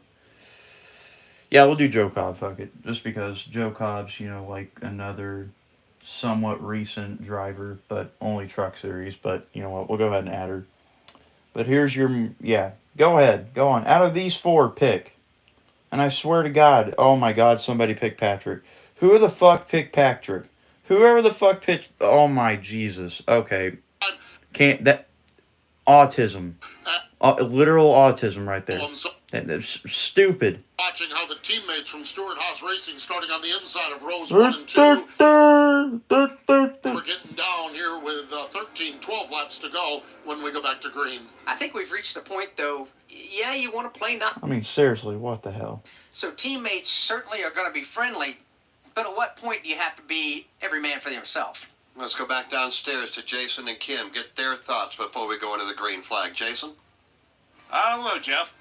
Let's see what rolls here. But I got a feeling with these two Toyotas here between Sheldon Creed and Ryan Truex, these two are starting to pick up a little bit of steam here, but you cannot forget that Austin Hill car back there. Kim, what do you think? Well, Steve mentioned Cole Custer, the other half of that equation, Riley Herbst. How about that team? Remember, Davin Restivo, his crew chief, and he were put together halfway through last year, so there wasn't an entire off-season to get to know each other. Well, now they had that off-season, and they seem to be picking up right where they left off last year. They finished last year with 5 top 5s, including Riley's first win at Las Vegas. And Riley told us when we sat down with him during media today, he told Postman and I that he has never been so excited to start a season in his career. So I feel like it might be the Stewart. Bam. Poll is ended. I've proven my point. End of discussion. Literally, end of discussion. Again, this time by not sure exactly what the issue was, perhaps. And see, like Joe Cobb, I can understand why she finished last because not many people know her. But for Danica Patrick and Decker to be tied, that just proves like they're that bad. They're that identical. They're so bad. Like both of them are so bad, you can't tell. They're just that identical. Beat up parts and perhaps even a crush. They're literally only famous for their looks. 5 cars on the lead lap. Let's remind you. And for like posing a lot in front of the camera. Ryan C. Which I mean for Deegan, yeah, she's kind of done it too, but like not in that kind of way, if you know what I mean. Chandler Smith. AJ Allmendinger. Now, there's an overlooked driver that we'll come back and talk. I think we're waiting for the caution to be waved off or some shit like that. I can't remember. Ryan Truex. Yeah, see, that's another one. Patty would have been a good choice too, but I didn't have a 5th option. YouTube don't allow me to do that. At least I don't think they do. Hold on, let me check that. Anderson goes 14th. John Hunter Nemechek is 15th. Blaine Perkins is 16th and Brennan Poole 17th. Austin Hill 18th. Jesse Love 19th. BJ McLeod is 20th. 21st is Ryan Elk. Yeah, it only gives me 4 options. It don't give me 5. 23rd. Natalie Decker is 24th. And the final car on the lead lap, just leaving pit road, incidentally, that is a former Daytona winner. Might be only there because of her dad, but here's the thing. At least she has talent. Like, actual talent. You know, just when you think, you're talking about. That's like saying Dale Jr. is only in the Cup Series, only made it in the Cup Series because of his dad. Well, I mean, yeah, obviously, but then again, he also had talent. I mean, like, come on, Corliss. Like, what is your point? Where are you trying to make? Expert. I mean, that's like, again, another one saying that Chase Elliott's only in the Cup Series because of his dad, Bill Elliott. But then again, he also has talent. I mean, come on. Just a couple of years ago. I mean, seriously, what the... Here, you're going to get... Yeah, no shit, of course someone's going to get into a fucking motorsport because they're dad. I mean, seriously? Zone. That's with any sport. Literally any sport. To go in the season opener for the NASCAR Xfinity Series. Inside. Like, if you're from a family with, like, a really, really popular last name, of course you're going to have a better chance of getting into a bigger, like, higher prospective sport. Like, come on. The challenges in like, what do you expect? lane. Sieg is right there, drafting help of his own. It's going to be Riley Herbst by a car length. Sammy Smith got punted out of the draft. He'll fall all the way to the back of this pack. Up front, Riley Herbst will lead the way down low. But here comes the shove for Ryan Sieg from Sage Karam in turn 3. Outside lane with the momentum. Sieg tried to squeeze Herbst down to the bottom, and Riley didn't like that very much. Moved Sieg back up the racetrack. They are leaning on each other for the lead. By the way, NASCAR is taking a look at the restart The restart is under review as they come across the line, 110 down. As we get this closer and closer, 10 to go as they make their way to 1. Here comes the field into turn number 1. Riley Herbst has got the lead now. Sieg is up to second. Side by side the battle for third. A.J. Allmendinger to the inside of Sage Karam. Sage Karam, though, will swing wide and chop off the advance of A.J. Allmendinger halfway down the back straightaway. Up front, Riley Herbst now throwing blocks right and left. Here they come now with Chandler Smith to the inside for second. Smith has been so strong near the front of the field all night long. He's got help from Ryan Sieg as they all try to funnel off of turn number 4 and find a drafting place. Riley Herbst, the race leader, is going to have to make a pass-through penalty. He's being busted for a restart violation. He was not the control car on the restart as they hit the Geico restart zone. And right now, Dave, he's got a thundering pack right behind him. Boy, this is going to be a tough one for him just to get out of harm's way and come to pit road because they are 3 wide all the way back through the pack. Sieg around the outside takes the lead. Here he comes now onto the back straightaway. Riley Herbst is the first car that leads the lane. Oh, shit. Meanwhile, here we go. Shit. Karam's in the wall. Everybody scattering to avoid. Justin Allgaier gets it. Now spinning down to the inside. Others now begin to crash and collide as everybody, including Daniel Dye, everybody trying to get through. Dye is collected. Others. Well, there goes those cars. Track. That would also be Brennan Poole. About a half dozen cars crash and collide at the end of the back straightaway. And we are under caution. Yes, this is indeed live. Yes. On the back straightaway, a number of cars involved, penalties being handed out. Riley Herbst comes across the line as the race leader. That isn't going to count. He has to come to pit road, serve a pass-through penalty for a restart violation. While all of that was going on, they were racing off turn number 2 down the super stretch. And that's when it all broke out, Mike. Yeah, and it looked like Sage Karam, Jeff, was the first to get turned into the outside wall. When that happened, everybody tried to move down to the inside. That's when a couple of cars got collected. Justin Allgaier spun violently through the grass, was collected by another machine. Everybody except for Daniel Dye and Sage Karam have been able to drive away from the accident scene. Safety crews tending to each driver right now. Sage Karam is being tended. Is it bad to say that I really want to see an airborne crash like this next green flag? Like, I really want to see one. Like, it's been a while since we've seen one in the Xfinity series, I think. I mean, I know it's only been a while because we've been, like, in the off-season and all that, but, dude, I feel like with the way the Xfinity cars run, I feel like these cars should have the highest chance of, like, having an airborne crash, you know? I mean, trucks, like, I get that, but, like, these cars go, they go just as fast as those trucks do. And the way these cars are built, there's got to be a flip, man. There's got to be a flip. Either this race, the next Daytona race, or one of the Talladega races. Like, it's got to happen. It's got to happen. Dye also getting a piece of that. I believe Daniel's stuck in the grass outside of turn number 3. Well, up. By the way, guys, continue to like the stream if you haven't, and if you are new here, or if you've been here throughout the whole entire rant about Natalie Decker and all the other old boomers I had to bitch against. But yeah, if you have been here throughout all that, I'd like to say thank you. Seriously, I mean, I didn't even think we were. I honestly didn't think we were gonna get over like 100 people tonight after the 500 stream. I thought this stream was gonna be like quiet, like really, really quiet. But no, 200 of y'all actually like decide to show up out of nowhere, which again I really appreciate. So I mean, thank you for your support. But yeah, if you haven't, again, continue to like the stream.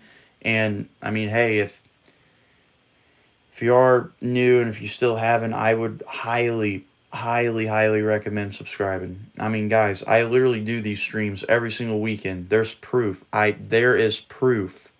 I stream every single weekend, either on Saturdays or Sundays. Dude, sometimes I'll do Xfinity races, but most of the time it's the Cup races. So again, like, if you don't want to miss out on any of these races, there's a possibility that I'm probably going to be streaming most of them, because I will be. So again, if you don't want to miss out on these races, I would highly recommend subscribing. And sometimes throughout the week, I'll try posting NASCAR content. But again, guys, like, just seriously, like, thank y'all so much for stopping by. It means a lot, really.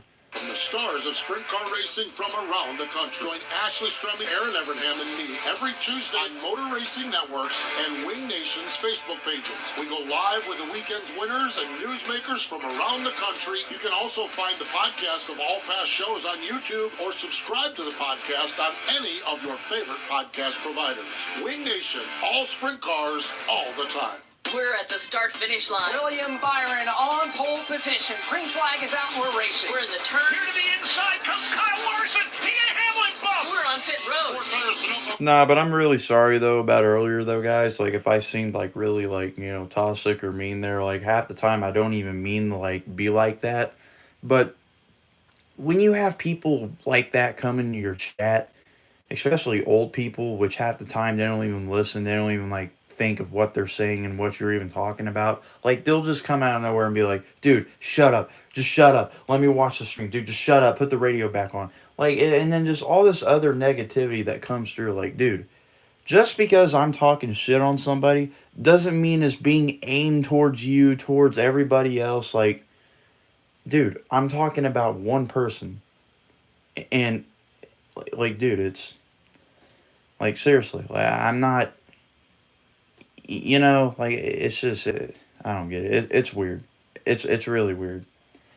It's kind of like a family thing almost, like the way, like, me growing up, you know, now living with my grandparents is kind of like another, it's a whole different thing, you know. They're now having to understand, like, how I am, how I kind of live my life, how I kind of, you know, do certain things, you know, like, and then they'll be like, oh, I've never thought of that, you know, like there's some things that I brought into their lives, like, all of a sudden, like, I don't know, like, it just, all of a sudden, some of the things I usually do are some of the things they usually do now. Like, I don't know if that makes any sense. There's, like, some, like, daily routine things that I do, like, normally, and, you know, it's like they're doing those same things now that I'm doing. Like, it's one thing, being more interactive with their phones. That's one thing. They're more interactive with their phones or iPads and stuff now. All because of the things that I've taught them, all the things I've done in front of them, and they've been like, oh, maybe I can do that, you know, and now they're doing those things too. Same with, like, you know, again, watching television and me doing the streams and all that stuff. You know, like, they support that. They understand all this, you know, because I've explained it to them plenty and plenty and plenty of times. And they understand what the possibilities are of me doing this, you know, like, honest, like, they know that there's a risk of me getting in trouble, but they also know that there is a chance of me, you know, gaining this kind of, wouldn't say popularity, but some kind of, you know, fan base, you know, like, I've always wanted to have some sort of fan base of my own and kind of, you know, just be known for something, you know, and they've supported that. So, like, you know, I just, yeah, I don't know, but I'm getting off track. Back to what I was trying to say. Me arguing with some of these people in chat is basically almost like me arguing with my family sometimes. It's like there's still some things that they don't understand about me. There's, like, some things that they still don't understand what I'm trying to explain to them, even though it makes sense. It's just that they don't understand it. They were raised and brought up differently from the way I was brought up and raised, you know. But, you know, again, I can't help with the way they were raised. I can't help with the way that they, you know, what kind of knowledge they have. But, you know, still, it's just, it gets to me sometimes, because it's like, dude, you're, like, way older than me. How the hell do you not know what I'm talking about? How do you not understand what I'm trying to tell you? Like, it's just stuff like that. Like, literally, it is. It's just, it's frustrating. You're down there, career start 20 for Jordan Anderson, the 32-year-old driver from South Carolina.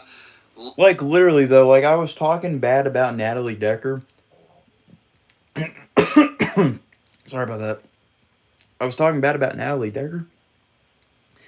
And then all of a sudden, I guess one guy that just kept hearing it on and on and on was like, hey, you know what? Quit talking bad about her. I'm sick and tired of your...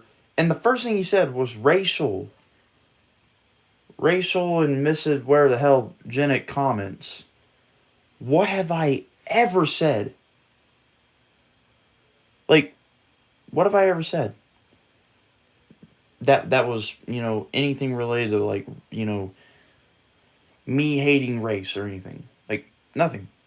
I never... Like, what does me talking about Nellie Decker what does that have to do with racism? What does that have to do with me talking about a black person, an Asian person? Nothing. And do I hate them? No. I have nothing against them.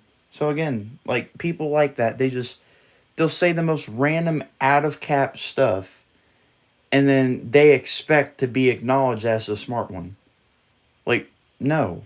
No. If anything, you're the stupid one. You're the one making the I can't even fucking say it at this point.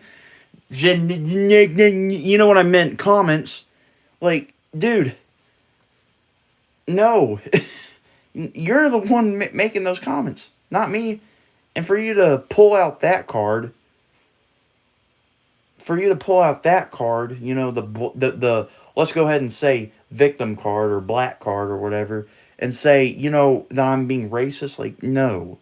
What in the hell did I ever, like, what did I say to make you feel like I was being racist? Nothing. Nothing. No, nothing. See, this person in chat, what's his name? G-Time Johnny, yeah. See, he understands what I'm doing. He understands what I'm trying to do. I'm trying to make an impact on people. I'm trying to spread positivity, but at the same time, I'm also trying to give them life lessons. And I understand, yes, I'm only 18. Yeah, I get it. I get it. Yes, I know. I haven't been through the full circle of life yet or whatever, but I understand a lot of things already, which I've already had like, dude, if you are going through a tough situation right now, you will eventually rebound. You have to work hard, and you have to get through all the hard stuff. You got to. It does not matter what you're going through right now. You will eventually, sooner or later, find a tunnel of light. I mean, seriously. And I tell you this, for anyone that's not religious in here, you ain't got to listen to this, but over the past year, I got closer to God. Okay? I did. For anyone that's been a part of my channel for a while now, I recently lost my mom last year, and that was probably the hardest thing that I ever had to deal with ever in my life, ever. Now, I remember. By the way, David said womp womp, so yeah, you can go to hell for that. Fuck you. But anyways, I got close to God, and I was going through a really rough time. It was around, I think, June or July, a month after my mom passed, and I just kept thinking to myself, and I kept praying. I was like, God, please let me, like, give me a sign, give me some sort of recovery, like, give me some sort of relief, from all the pain that I was dealing with, and the one thing that I'd always would do, which is another hobby of mine, by the way, besides doing YouTube, I like to bowl. I bowl in league, and I remember it was our last week of league, and I just kept praying to myself. I kept thinking, I just kept telling myself, like, don't mess up, don't mess up, don't mess up. And I remember my third and final game, I got a perfect game. I got a 300. And all I could ever think about was my mom. After that happened, all I kept thinking about was my mom. And I kept, I kept saying thank you. I kept saying thank you to God. And I'm telling you guys, like, seriously, if you really get close to God, good things will eventually come back to you. Like, literally, they will. And he's got to run. But anyways, green flag back in the air. I'll get back to the sob stories later. Sorry, my bad. And he was unable to do it. Anderson is away with the lead. That was courtesy of Austin Hill. Anderson in the lead? Hold on. Turn number number 3. Wait, isn't this the same guy that literally flipped like a year or two ago? Anderson? Hold on. Laps to go in the United Reynolds 300. Up front, leading, it is Austin Hill. Behind him is Chandler Smith.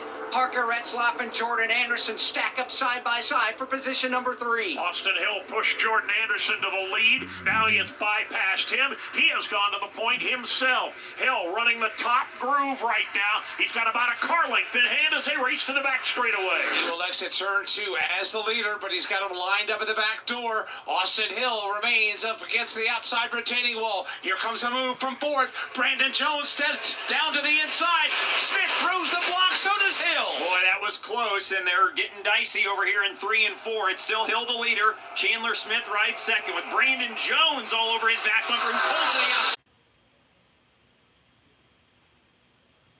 The fuck just happened? Did my shit disconnect?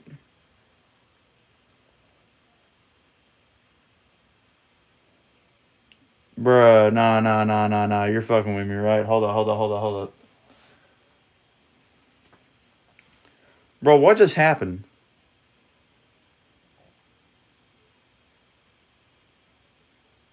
What the fuck just happened? I'm so confused. What just happened?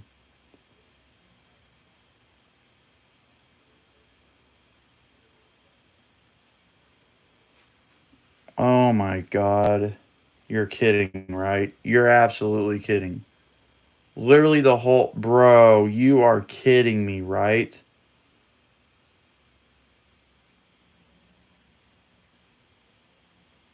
Why? What the hell? I could have swore my internet was fine. What made it cut out? I didn't notice it till last second as we were coming across the line. And then it said, oh yeah, connection lost. What the heck?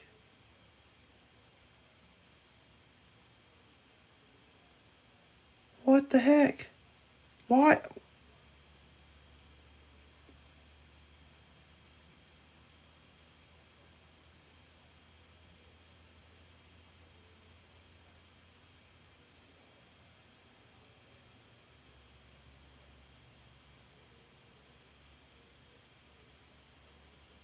Why? Why?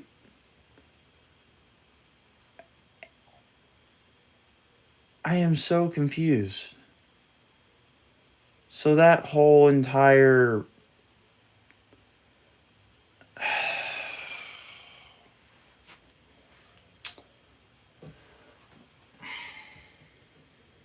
Well, guys, due to my very, very bad, shitty internet,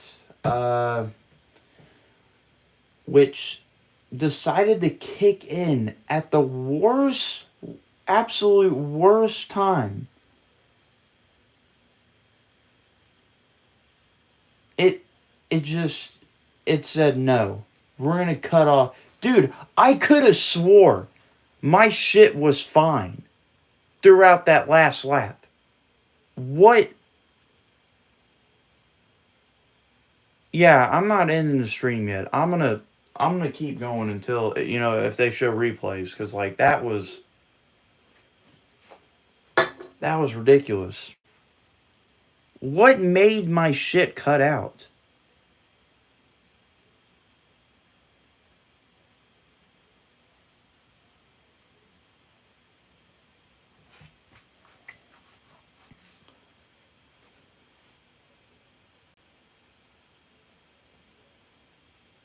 Wow, that was unfortunate.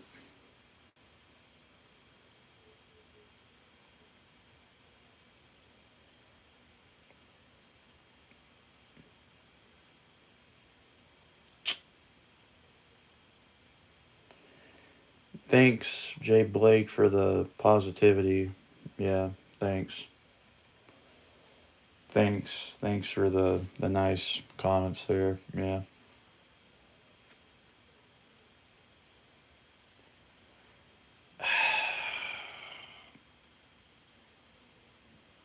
I'm gonna get off here.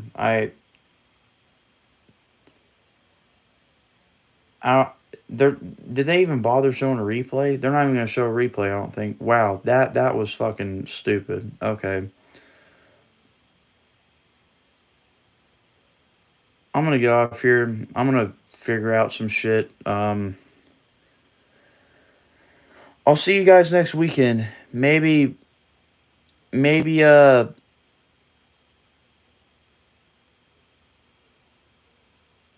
nah, fuck that. No. You know what? No, fuck that. Nope. Hold on. I got a good idea. We'll just do this.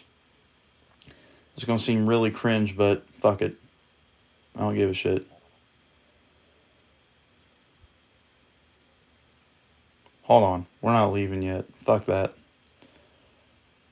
We're reacting to it one more time. I don't give a shit. I'm actually gonna get to fucking see it this time.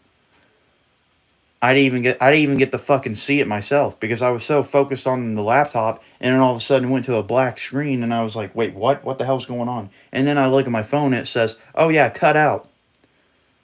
Alright, here we go. Coming to the line. Once again. Hopefully this time the Wi-Fi won't cut out.